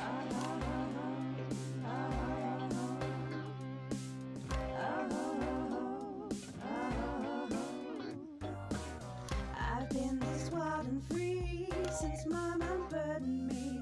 She was only 53, but gave to save her family. There's no one judging me if I'm the one that's in your fantasy. Don't die alone, these babies gonna bring you home.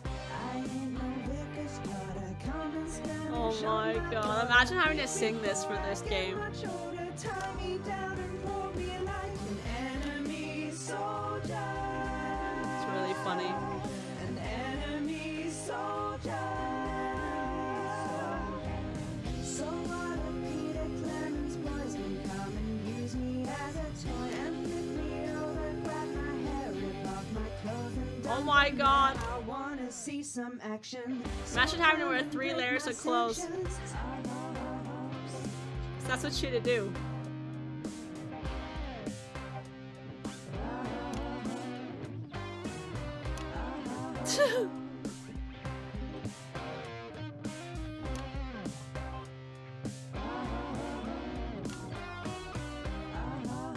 What?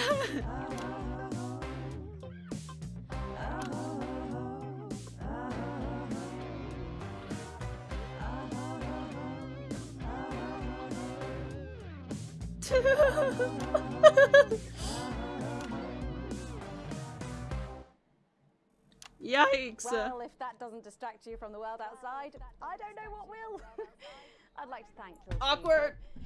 well, for doing that.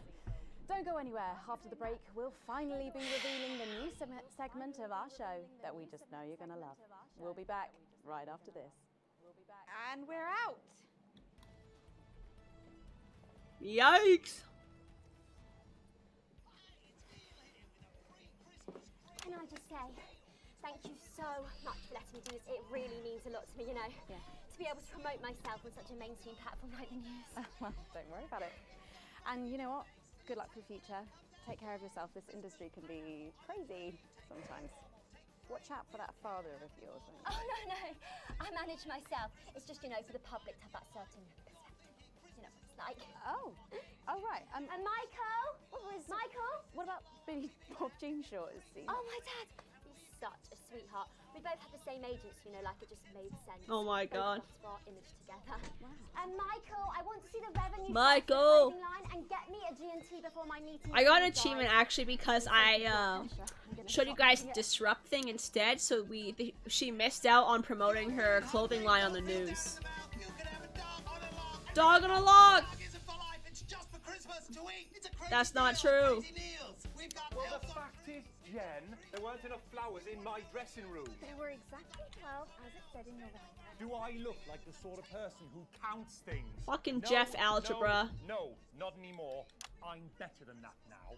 I'll tell you what, just keep adding flowers until it feels like 12. Got it? Absolutely, right away. 10 seconds.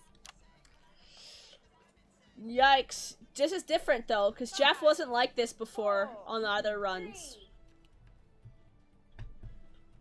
Thanks for joining us for part 3. We've been teasing you about our new feature all night, and now the wait is finally over. I can reveal that every night on the show will be treated to an episode of an informative and hilarious new segment called The Notice Board. It stars some top talent and we're very excited about it. But before we see it, let's have a quick chat with the writer, director and phenomenon, may I say, Jeff Algebra, guys! Actually, I've dropped the algebra.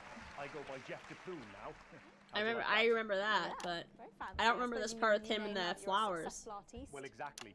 I'm earning enough to pay taxes now. Oh. It's shit. And how does Angela feel about all this? Who?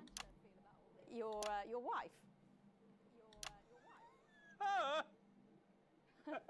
Oh, God, no. Huh? No, she's long gone. No, she was holding me back. I'm with Norm now. Huh? We were married last month. Norm de Plume. Yeah.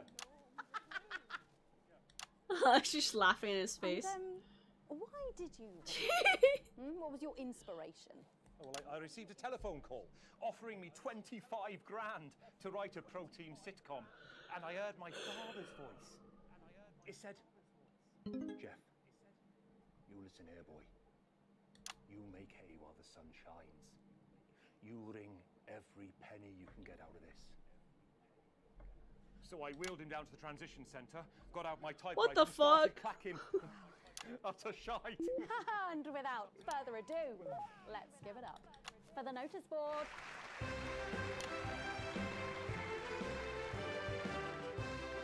Da-da-da-da-da.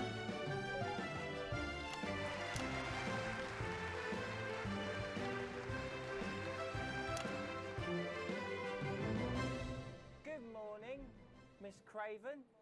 Oh, morning, Ray. Everything all right, Mrs. Craven? You look as worried as the vicar in closing time. Okay. Oh, Ray. Oh, whoops. It's those young louts. They've vandalized my shop again. No! Yes! They've written all sorts of obscene language and crude pictures, and I know it's those damn youths. Not the youth. I don't know. It could be the vicar at closing time. I'm just worried they won't ever become productive members of the community. What if they never see the error This of fucking their ding dong. and end up as social outcasts, such as shoplifters or bong rats? Don't worry, Mrs. Craven. This is a very supportive community, and I'm sure that in time they will fit into this society like this key into this lock. Wow.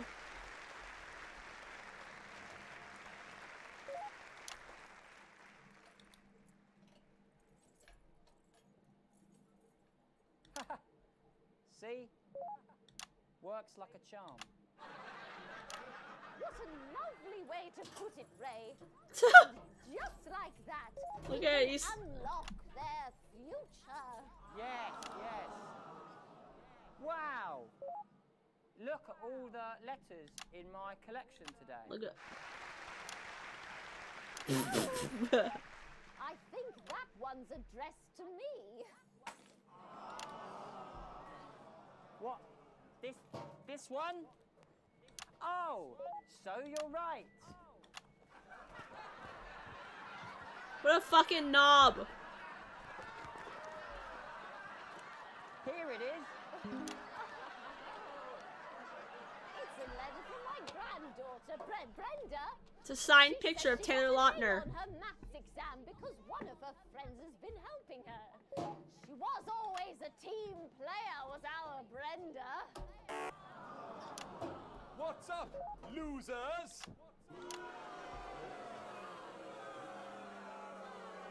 Oh, no. It's Brad. Brad. He's the coolest guy in the village. That's right. I just got here on my motorbike. No one likes motorbikes. Off, Brad. We don't want any of your ilk around here. What? Rad dudes? No, ruffians. Have you come to tag the notice board with your gang signs? No way. I've actually to pin my resume on that notice board. I'm looking to do some tutoring after school. What? Did you say tutoring? That's right. Maths is very important. Would you mind, Ray? Not at all.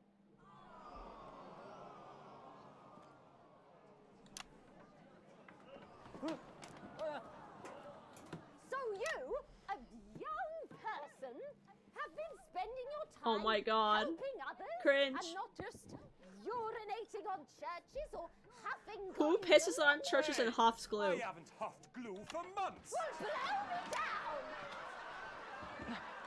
You know what? We misjudged you based on how young and cool you are and not on your actions. No doy. So it wasn't you who vandalized my shop last night or called me a rancid old crone from the back of a chopper? No way. It can't have been me. I was too busy helping my friend Brenda with her maths homework. Can't you speak up? Oh my God. I thought for a minute there that you said Brenda. I did, you daft old sow. Did you hear that, Ray? Oh, yes, what a wonderful surprise. I now respect you as a man. Put her there, Ray. Oh, what the heck? Oh. Give us a hug. The world's exploding.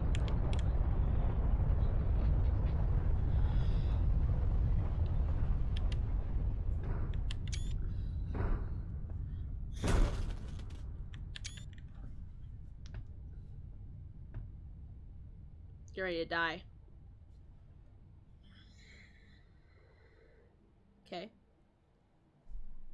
I think the power went out. Oh.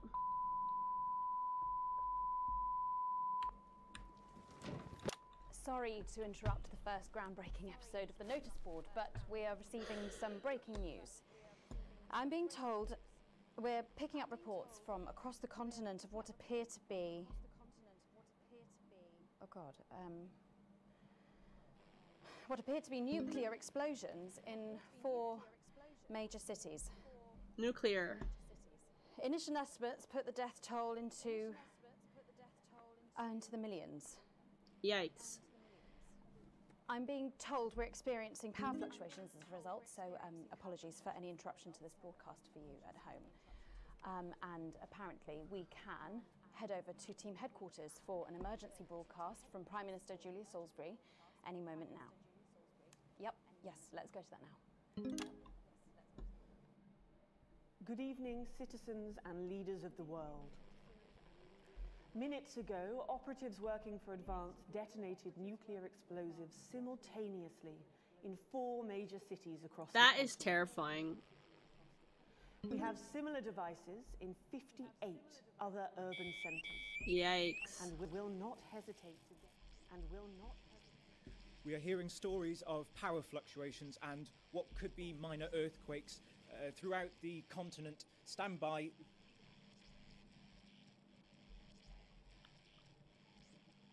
We've lost contact with our benefactors in Urkistan and Konoslava.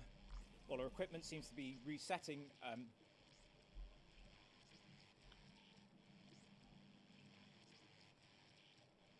Can we get this confirmed?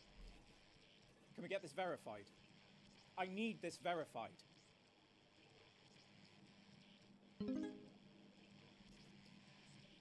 Oh.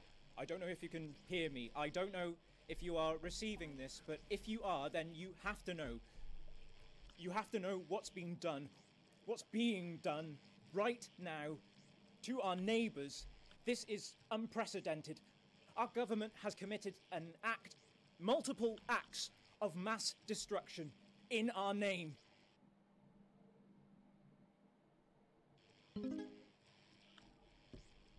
Nor do I care how you voted. You didn't vote for this. None of us did. This can't be. We are waiting further news and, oh. What if they respond?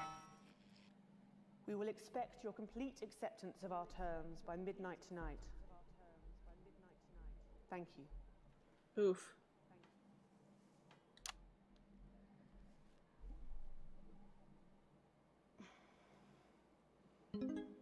I'm trying to think of what Jeremy would say if he were here now. Jeremy would be like, fuck this cow. Then I suppose he was always skeptical about everything. That's part of what made him so frustrating to work with. And so brilliant.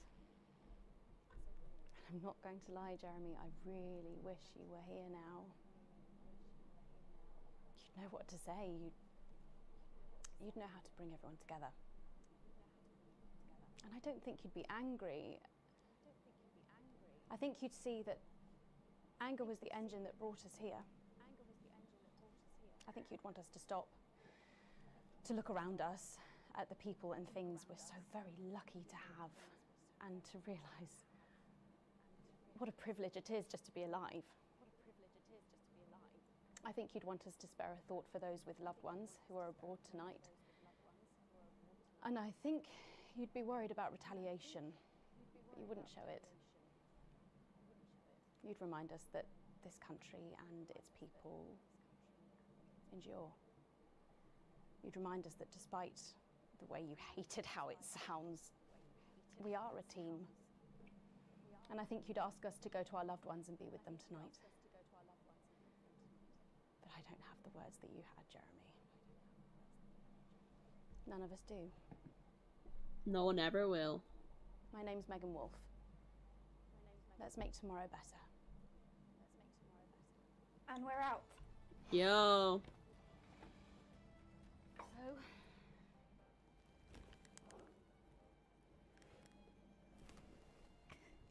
he'd have loved it.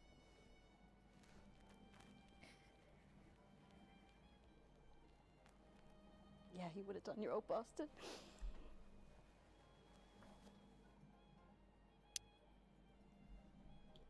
Okie dokie. Whoa!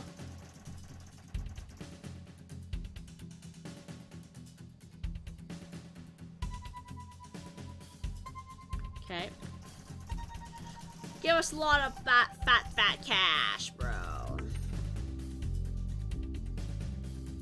Very good. I don't know if we'll really have time to play another tonight, so I might just end it after we get to the next segment. We'll see.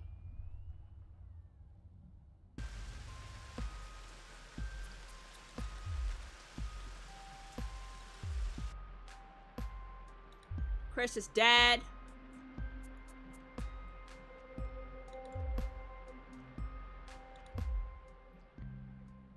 We all knew that was gonna happen, though.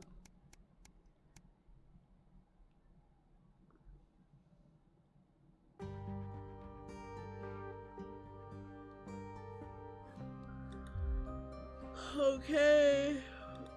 Oh, they're talking about, like, They couldn't even bury Chris's coffin because he was just gone, evaporated into mist. And then we fast forward like a year.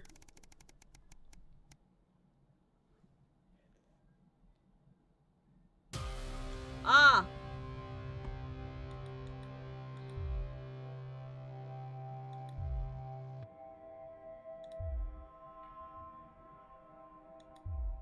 Ah, public ownership is officially a thing. So we're now owned publicly or some shit.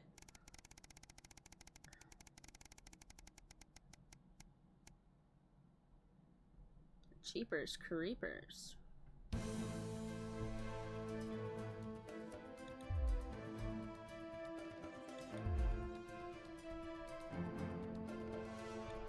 So disrupt one. And if we had let Charlie be a CCO officer, he probably would have been killed by disrupt. That's how you get your whole family killed. Let Susie go on her trip, give your shit, your passport away, let your son join CCO, and then favorite disrupt, and they all die. Yeah, we got time for one more. Fuck it. What time is it in real life? Yeah, I got time.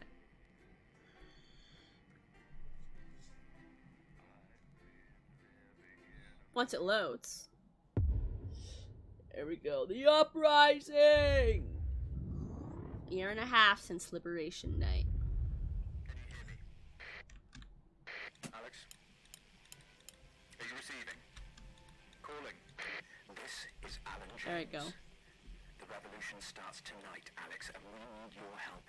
Oh! Throughout this broadcast, we're going to ask you to do things that will directly help with this mass protest. I'll be talking to you regularly tonight, and I'll also be hacking you when I can. Please help get our message out. We're on the verge, Alex. You've always been fair and balanced in your approach to us. With your help, we can tip the balance in our favor. If you play our tape at the second... Oh, second? Oops. I think it will have the most impact. It's on your right. I got it. Because I don't want to go on a date with your cousin, Colin. What have you got to lose? Dignity, reputation. It's alright once you get past the teeth and the problematic tattoo. I'm perfectly capable of messing up my own love life. Sorry about that. David wouldn't get off the phone. Oh, is David single? For Christ's sake, Colin, stay out of it. I can help you. I'm an expert at romance. Ask my ex-wife. Please don't set me up with your brother. That's 10 seconds, everybody. You're not as tight, babe. Too short? Too smart. Going in 5, 4. Let's go. 3. Good evening. This is the National Nightly News, broadcasting across the territories. My name is Megan Wolf. Our top stories tonight: ashes to ashes. Oh! It's been 40 days since Disrupt conducted attacks across the territories. The coordinated action, dubbed the Night of Fire by commentators, was seen as an attempt to subvert the supply chain, but there may have been more to it. While emergency services were all kept busy at the agricultural centres, it seems a series of covert attacks was carried out, including the freeing of political prisoners and, sources say, several assassination attempts. The Department of Betterment have declined to comment. Food, glorious food. With the last of the menu centres opening in territories 5, 8 and 14 today, Advance confirmed that the programme is now in full operation, providing free food for every citizen of the new future. Bad food. What started as rationing during the 20-week war has blossomed into a social contract that is the envy of the unawakened world. Jack Tractor Pants, spokesman We for love many Tractor centres, Pants. said today that while they can guarantee the contents of every box is nutritious, the actual quality of the meals you cook depends on whether you have a touch of Chef Jordan Rankley or the culinary skills of a professional footballer. So you have to actually know how to cook. If I were a rich man. Problems in territories 11, 17 and 22 today as striking bosses attempted to undermine their new economies. With seemingly no awareness of irony, the former CEOs I'll pick this one, I don't know. have come together to form the Wealth Creators Union, with demands including a return to 100% Let's just play Eeny, Miny, Moe with it. private jets and mandatory grovelling zones. In an annoying show of petulance, the former elites drove their luxury vehicles at 10 miles per hour up Now and down that's the course of epic. their respective territories.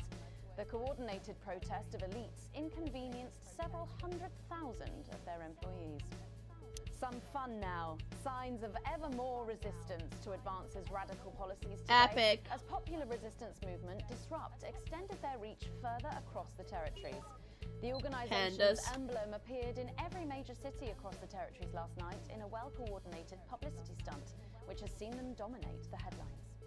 Asked about the impressive display earlier today, Disrupt spokesperson Alan James said that the movement was reaching what he described as a critical mass. A poor choice of words given recent history. Yikes. And an ending of sorts tonight for 3 stories we've been following. A fistful of dollars. After a highly profitable year, Remington's Fist today announced the opening of their new high-tech underwater corporate HQ. Astounding CEO Sophia Remington, pictured here, look at her go. For the new HQ, built using underwater FLAD technology, commented, "We've put windows everywhere. Saves a fortune on aquariums." Yikes. A happy ending there for Sophia Remington. Svorsborg Horgan slaughter. No! Sad end to the tale of the struggling scientist. We're all dead. Taint today, as reports emerge of a mutual agreement to end it all. With little support from the public and no much needed supplies from above ground, the academics took the unthinkable decision to drink 18 cans. What does that mean, though? Diet stank. Could this catastrophe have been avoided? Yes. And what on earth are they putting in that drink? Man on. Footballer Johnny Handsleeves and his new wife, they're pregnant, proudly announced today that their little team was 1-0 up at full time, which apparently means that they're having a baby. Once beset by tabloid controversy, Johnny seems to be settling well into family life, calling this latest news the ultimate golden goal. Look at him. The golden goal also peed on you. All that, plus we'll be taking a trip to Dangley Parts for the notice board. Dangley Parts. A sneak peek at the hottest ticket in town. That's all coming up on tonight's National Nightly News. People of the territories, today is the day we take back control. Let's fucking Soon it will go! be time for you to help us again. Come out of your houses, block the traffic, bring the capital to a standstill. I've met so many of you in my travels up and down Territory 1. You always ask the same question. How can I help? Well, this is how. And as for when, you'll know. Keep watching.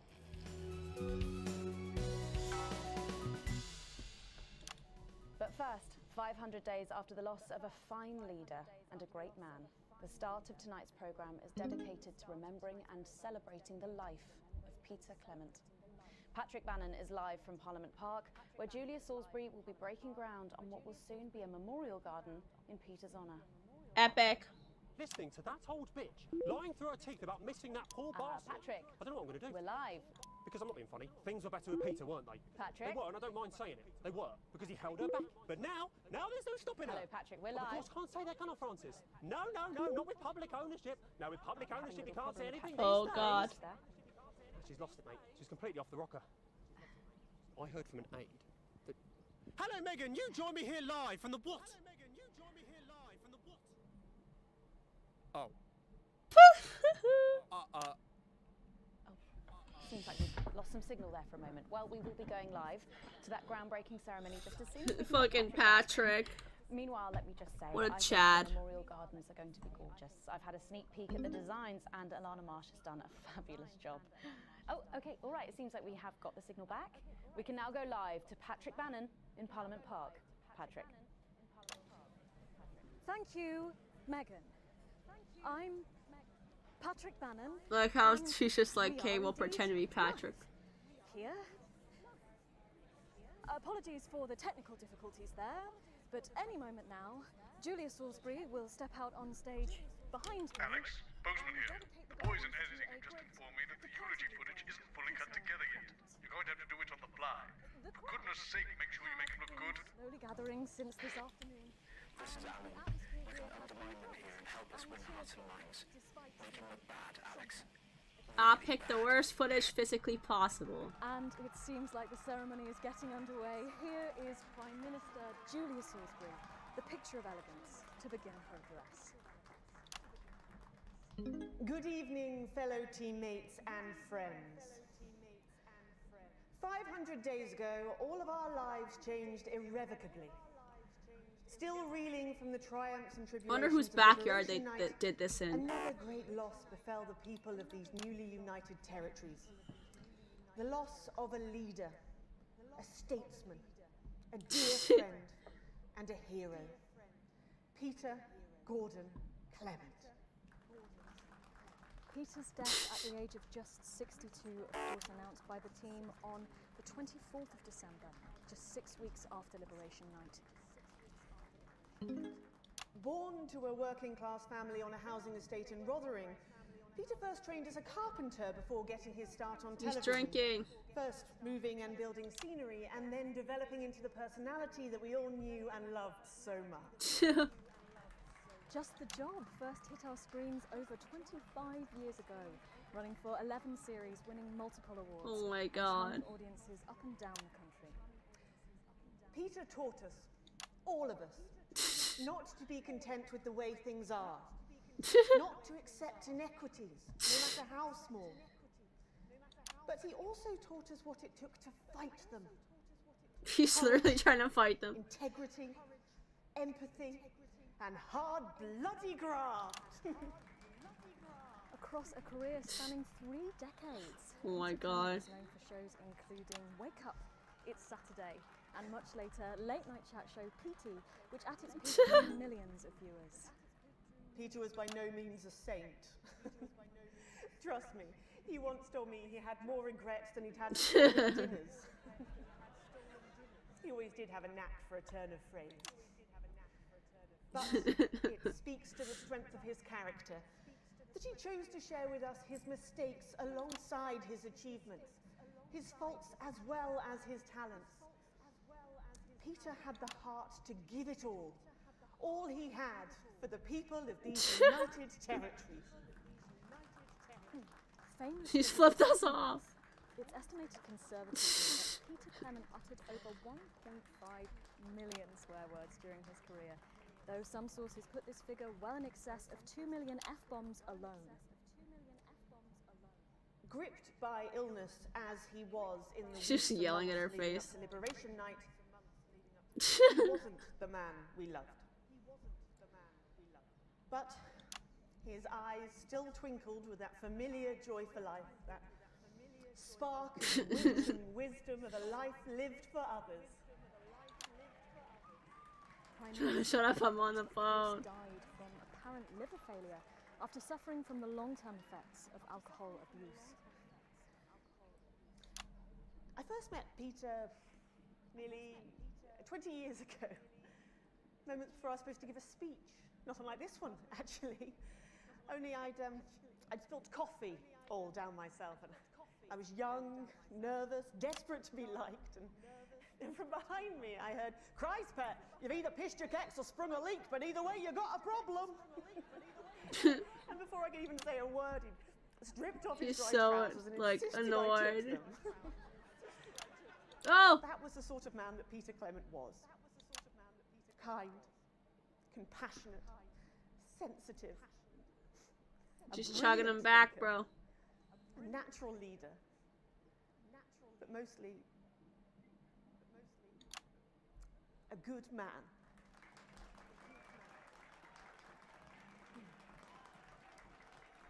I did the best I could. This glorious nation of ours, so beautiful and new, this shining beacon of... Thank you, Alex. Okay, we did it! There'll be another opportunity to steer public perception soon.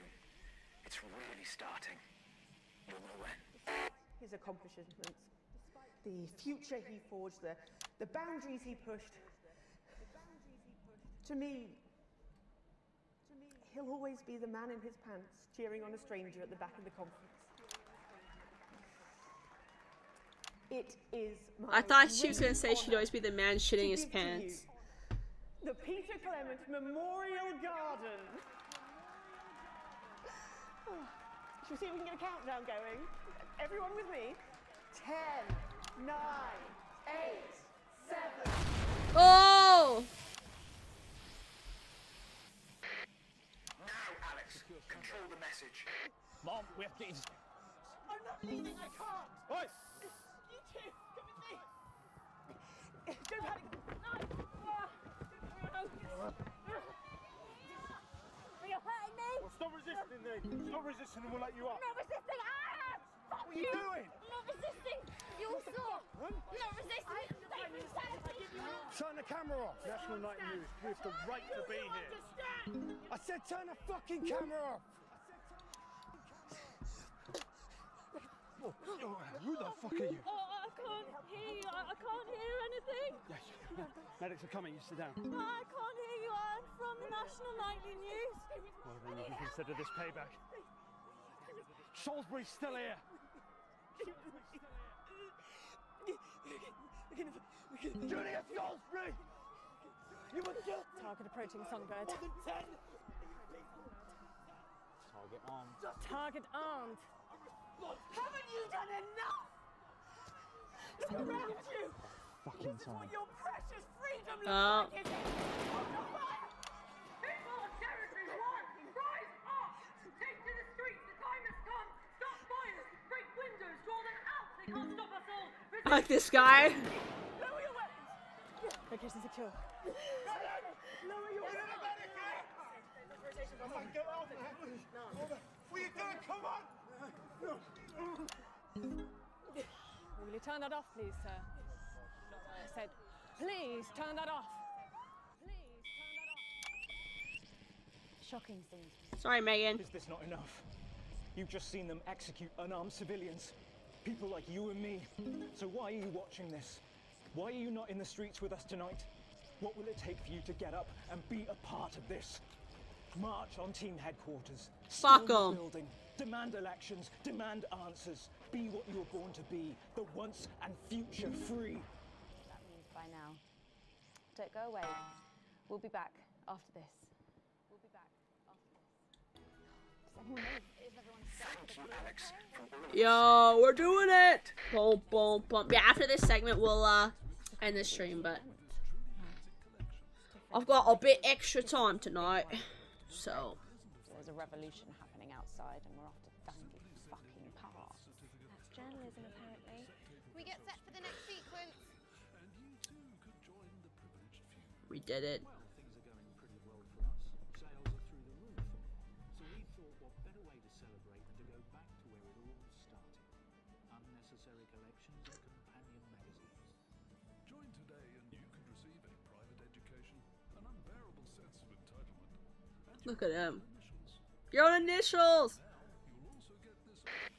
Alex, during this next section, a cameraman working in the newsroom who's one of us is going to get a coded location out. We don't know yet which camera he's on, but if we find out, I'll let you know. Just keep your eyes out for the fist and try and keep it on the air for at least 5 seconds. Our Deal. operatives will do the rest. Again, this is your new makeup artist, Craig. No.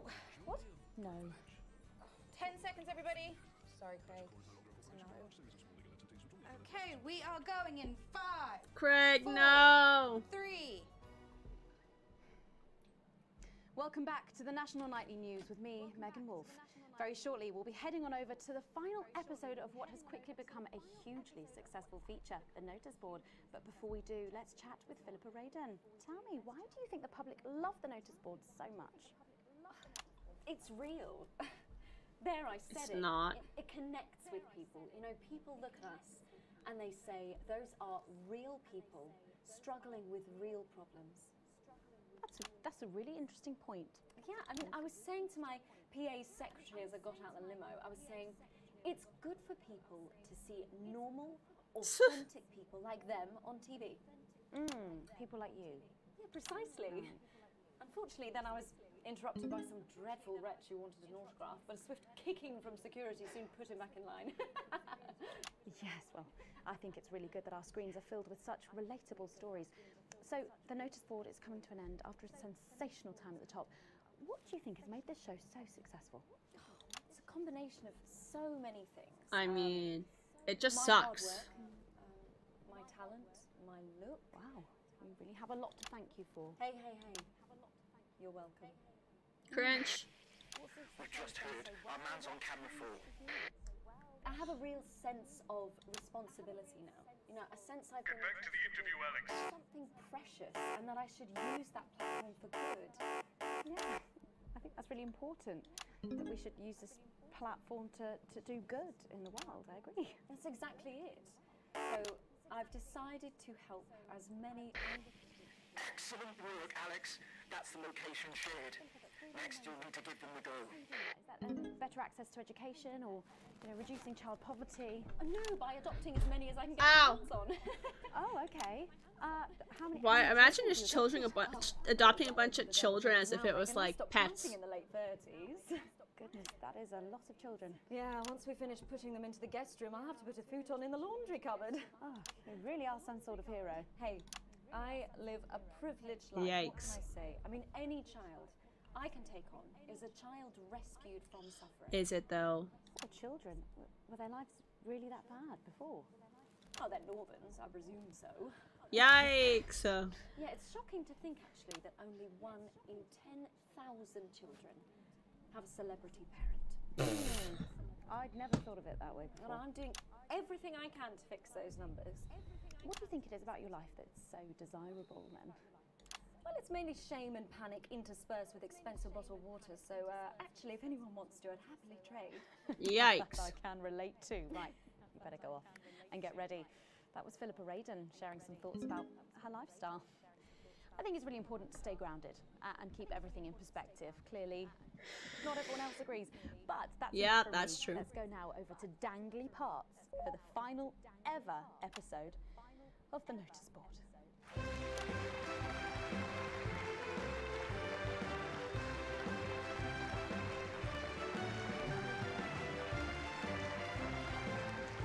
Da, da, da, da, da. What a day! First the tea morning, and now to post this notice. I don't know how I managed to cope with it all. Oh wait, perhaps I do. That's really funny.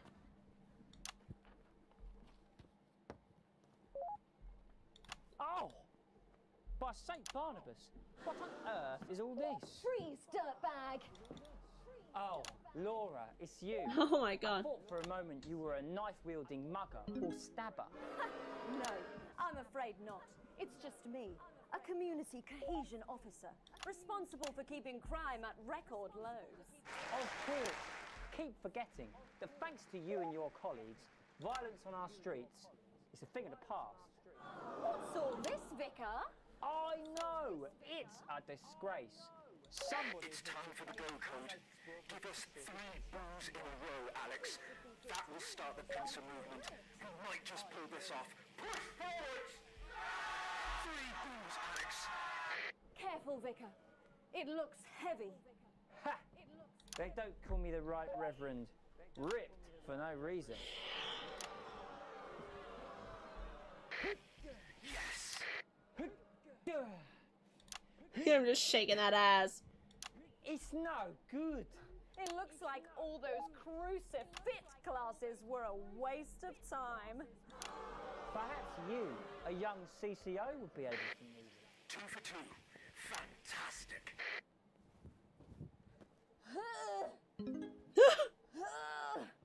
Trying to lift it with the force. Looks like all those lifting classes were a waste of time. It's too heavy, even for me, a strong and capable You did it, Alex. We're good to go. strong enough to lift this. Did someone call for the best firefighter in town?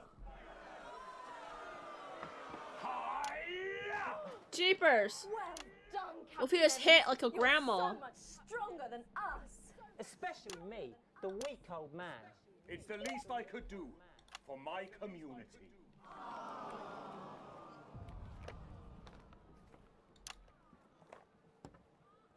The pier. No luck catching the little devil then? Unfortunately not. The ferret struck again last night. He smells When like Ray pee. opened the post office this morning, he found that every single stamp had been pre-licked. My God! Some people have no decency. Sadly, if we don't catch him before tomorrow, we may have to cancel the village fete. Don't worry, we won't let that happen. Will we, Vicar? No, no, no. Laura, tell me, why do they call him the ferret? Some say it's because He of his smells like sneaky piss. nature. But really it's because whenever he strikes, he always leaves behind the foul stench of urine. Never fear, officer. We'll catch this pissy nuisance and save the village fate. Or my name's not Captain Danger Evans. The community cohesion team are doing their best, but they simply don't have the smarts to solve this mystery. But I know someone who does. Someone who's about to blow this thing wide open. Me! Blackout!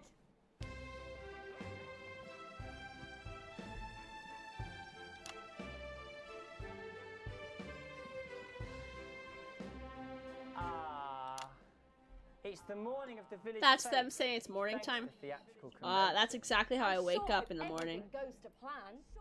Oh look, there's Mrs. Craven setting up her Boo! And look, there's the motorcycle display team setting up for a show that will be far too expensive. Boo!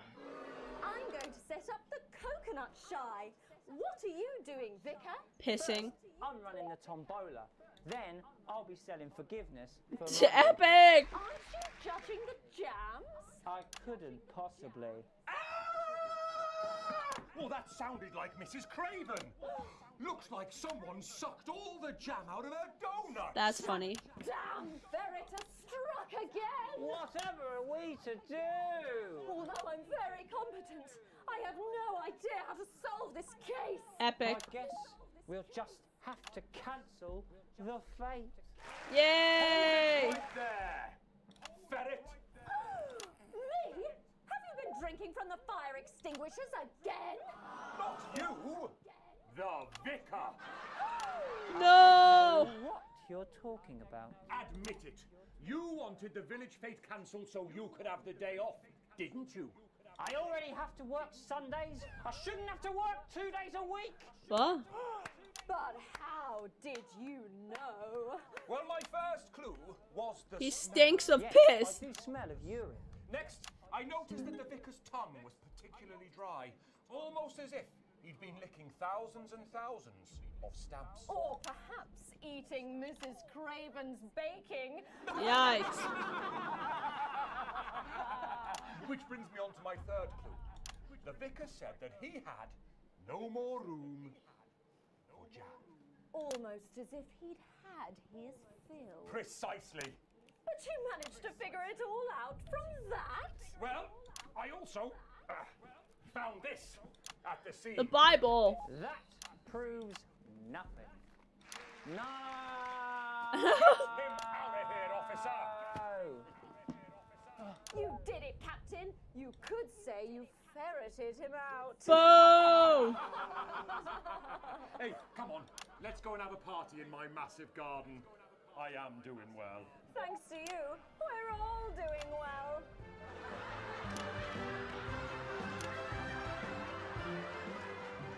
Well, that was it. The final ever episode of the Cringe. Motorsport. And what a way to end it. Thank you as always to Jeff, Philippa and Tommy. After the break, we'll be both dancing and learning. So don't change that channel. We'll be right back. That's the ads. Well done, everybody. Wow! What a brilliant run, eh? After party at my place, eh? Yeah? Hey! What advert is this, Alex? I don't remember passing it for broadcast. I think you made a mistake there. I don't know what you're talking about. Hey, you! You coming to the after party? And how progressive their policies are. Oh, well, I was wrong. And I'm here. E! I'm sorry. I got an E.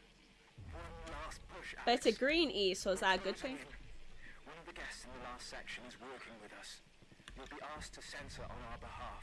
If you do it right, the final orders will be given. It's a green E. Get at least 2 of them right, and we're going to win this thing. It's happening, Alex. Tonight we take it back. I always envied my friends who had so much more. Epic. I wish I could skip this replay, but So when Advance came to power, I didn't. yeah, I've never seen it like where it's a bad grade, but it's green, so it's probably because like I was doing stuff bad, but like to help disrupt. I'm assuming. I don't know. I didn't see how backwards Advance were. I didn't understand that rather than tearing Ow! down the wealth creators, we should have been helping everyone else to take a seat at their table. Under Advance, Can we go? Hurry up. it is poorer in ambition I'm not replaying. I didn't click. Please, Sarah, anything. Sorry, Mom, I'm really not supposed to say. Are we safe? Hi, I'm Maddie. Johnny just said to ask if you need a touch-up. Did she? That's my shade, is it? Yeah. This is my shade? I see that now.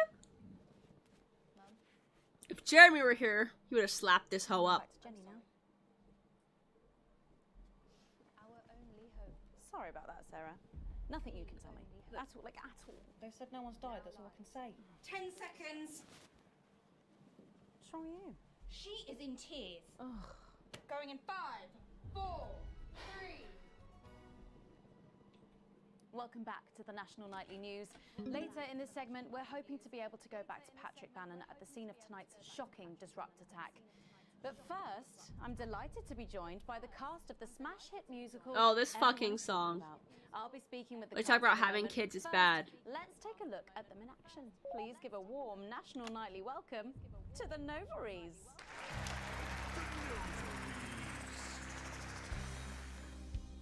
Hello? Doctor? Yes, I see. Thank you for letting me know.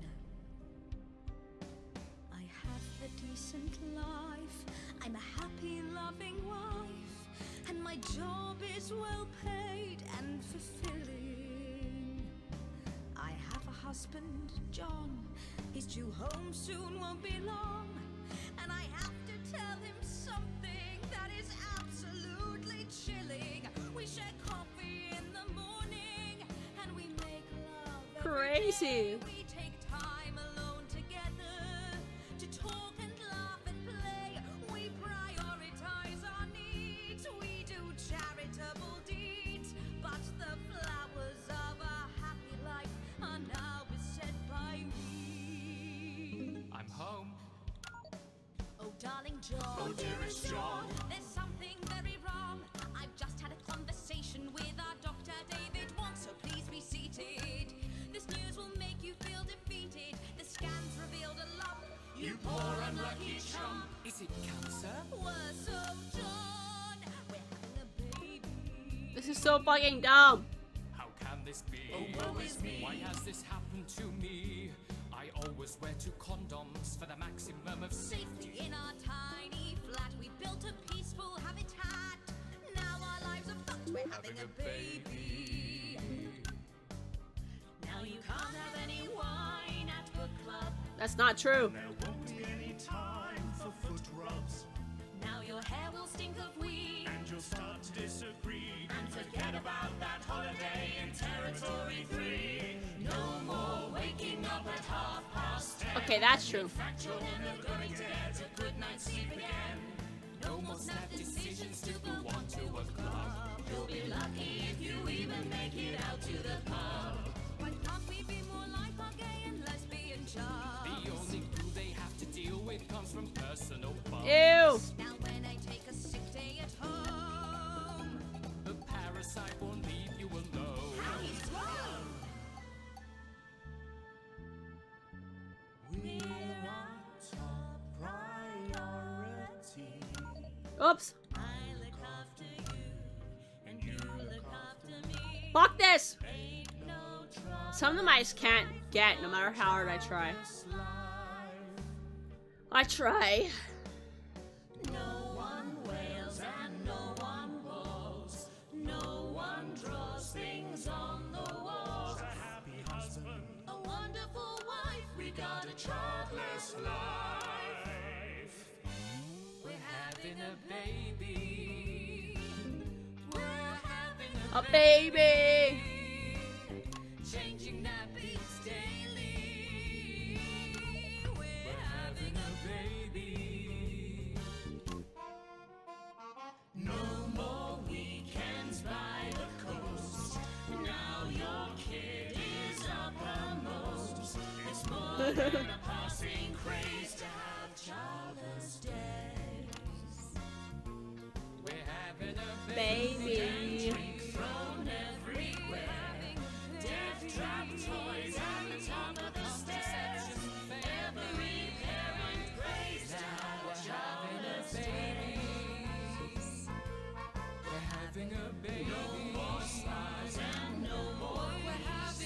It's still kind of cringe, but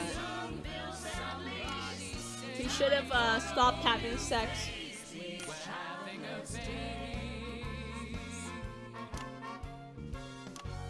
One more thing before the show begins. Have you considered that you might be having twins?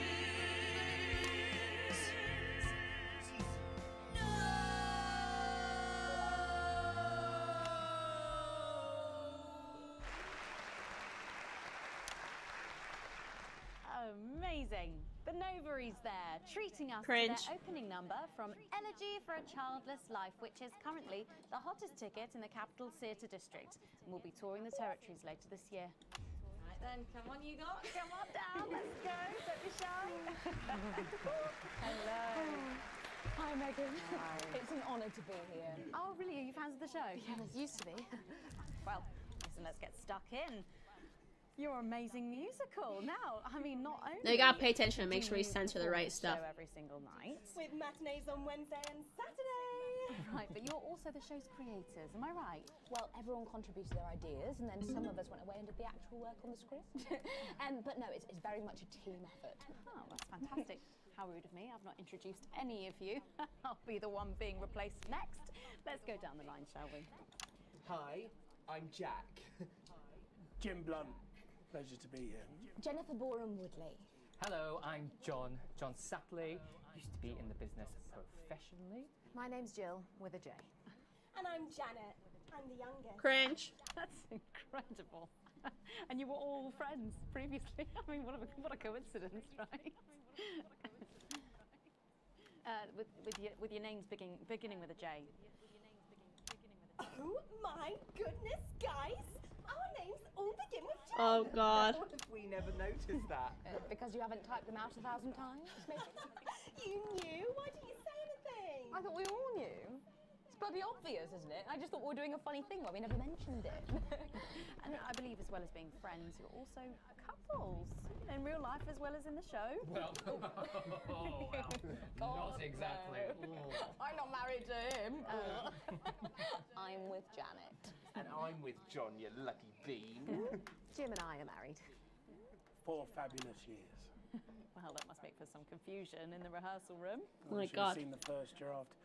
Jen decided that Jack would play Jim. I would Yikes. play Jack. Jen, Janet. Jill, Jen. Janet, Jill. What about John? Well, my character was originally just called Man 1. It was allegorical. It was very confusing. Not for a professional. After much toing and froing. And gnashing and wailing. And gin and tonic. Oh wow. We decided that we just use our own names, which is less truthful. We're also less likely to go into the wrong dressing rooms. Oh God, yeah, that would be very embarrassing, wouldn't it? Of course, when I first wrote it, we were only meant to run for a few nights at the Mimley Village Hall, but when I registered it with the Department for Culture, it caught the eye of someone high up, and before you could say overnight sensation, we were transferring to the capital. Oh my. It's all been a bit of a roller coaster, really. I'm only 19. And she's the You youngest. don't have to repeat that. I had to give up my job as a mortuary technician. Well, yes, we all had to move to the capital. I love that job. It's been a very turbulent time. So peaceful. No singing. This piece is... Yikes. Stand by, Alex. Censor the orange. It's about children. Let's go. And why you shouldn't have them. In a way, I guess it is political, with a small p. After all, we are a solid unit, and eagle-eyed audience members will see we nod our heads to advance on stage throughout, and we target the messaging at women aged 22, well about 35, as they're the most likely to be afflicted by this terrible problem. Terrible problem. Having children. Well, you understand, Megan. You clearly agree. This isn't about me. Of course, we see that there are advantages to a family unit, but eagle-eyed couples watch as the little parasites advance on their lives, and there's no time to play the guitar, get through a book, or watch a movie. They're exhausted, passed out on the couch by 20 to 9, for God's sake. We're very chatty tonight, dear. Usually I'm the chatty one. Because you're the youngest, we know. It's not a badge of honour, Janet. Janet, please, Jennifer. Oh, well said, John. Thanks, Janet. Got you back. So, could you just tell us what is the What's the play about? What happens in it? Well, go ahead. It's a tragedy, obviously.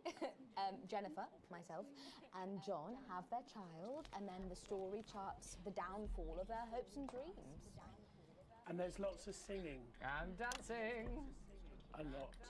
My character works at a menu centre for a distribution unit. Eagle-eyed, she sees her friend's rapid advance to a pit of despair. Becoming a target for children's TV advertising at the age of 22, she decides to take drastic action. I can't really say more, though. I've probably said too much already. Let's not spoil the second act for anyone who might come to see it. Which should be all of you. For too long, we've been told that a life without children is somehow incomplete, that children are a blessing. Well, I mean, you were a child once. They're not. Besides, there's already loads of bastards running around all over the place, so... We just want people to have the option of a happy, child-free life without stigma. You know, when I was 14, before I had come out, I had an experience with a girl called Julia Jacobs.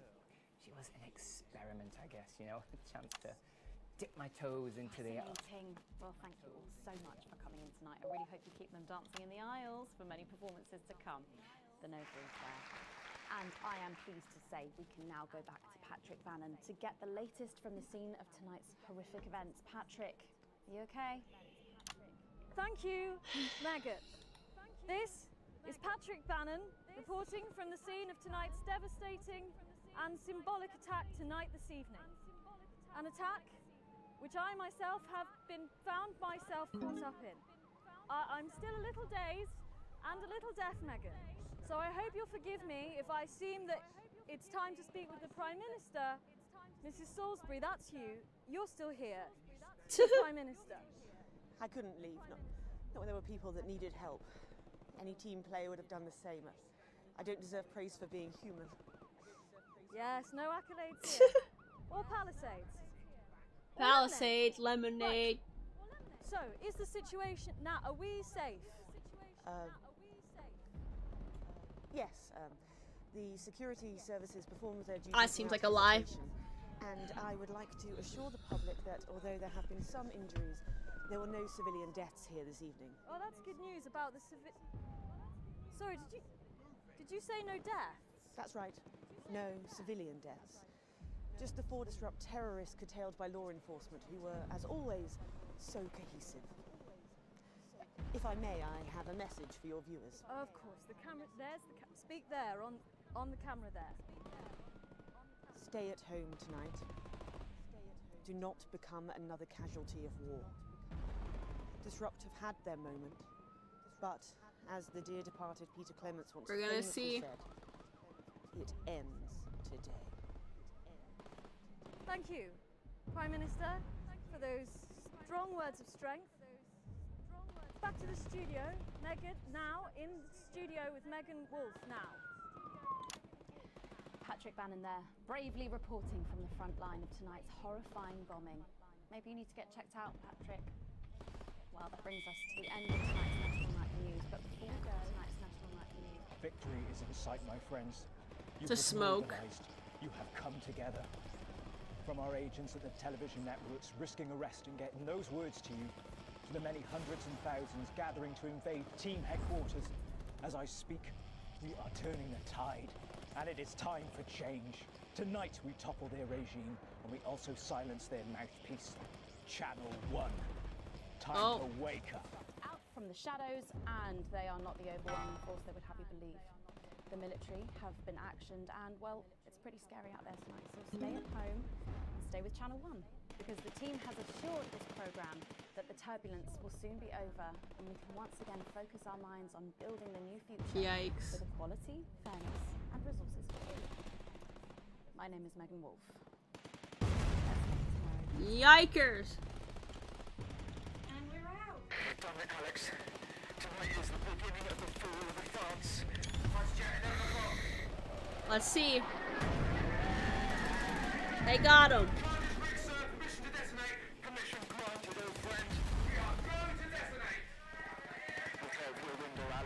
I have a feeling like Advance is gonna like blow up this building again still, but then,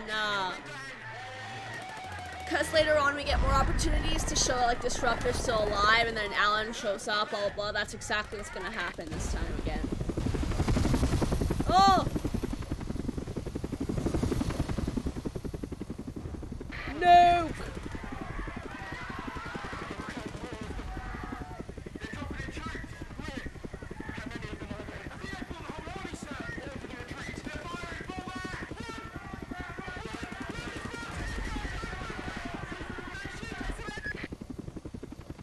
Yikers.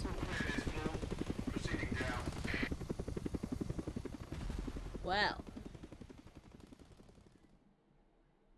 That was unbelievably loud in my earballs.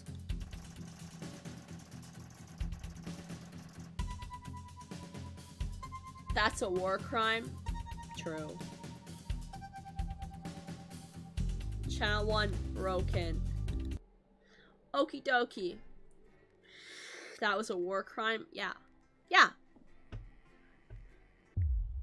Arrest him.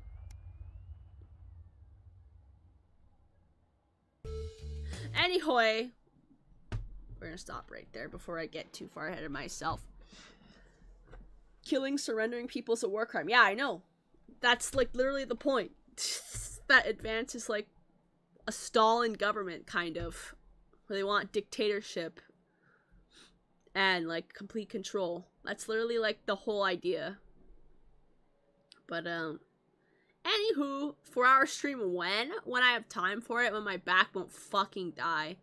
I, like, played games with Nathan on Saturday for the first time in a long time. Like, we did, like, 4 to 6 hours worth of gameplay. My back has still been hurting since then. So, like, probably not a good idea, but maybe one day. But yeah, that's it for today. Damn, I know, we played Risk of Rain too. And, like, we beat the game. But my back still hurts from, like, from that gaming session on Saturday. Fight your doctor? I should. Mortal Kombat style? Oof. Hey, yo!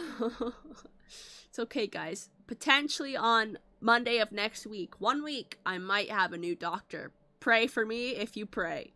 That's all I'm gonna say about that. I'll be back tomorrow. We're probably gonna play Witcher 2 tomorrow, and expect me to fight a dragon for a solid half an hour minimum. Because apparently, people online, like on Reddit and Steam forums and stuff, say that even with good gear much better than mine, it took them 10 to 15 minutes. So we'll probably be fighting that dragon all day tomorrow. No cap. If you want to watch me fight a dragon for 2 hours, tune in tomorrow, okay? Until then, thank you all for watching. I almost tried to say 2 sentences at once. And I'll see y'all later.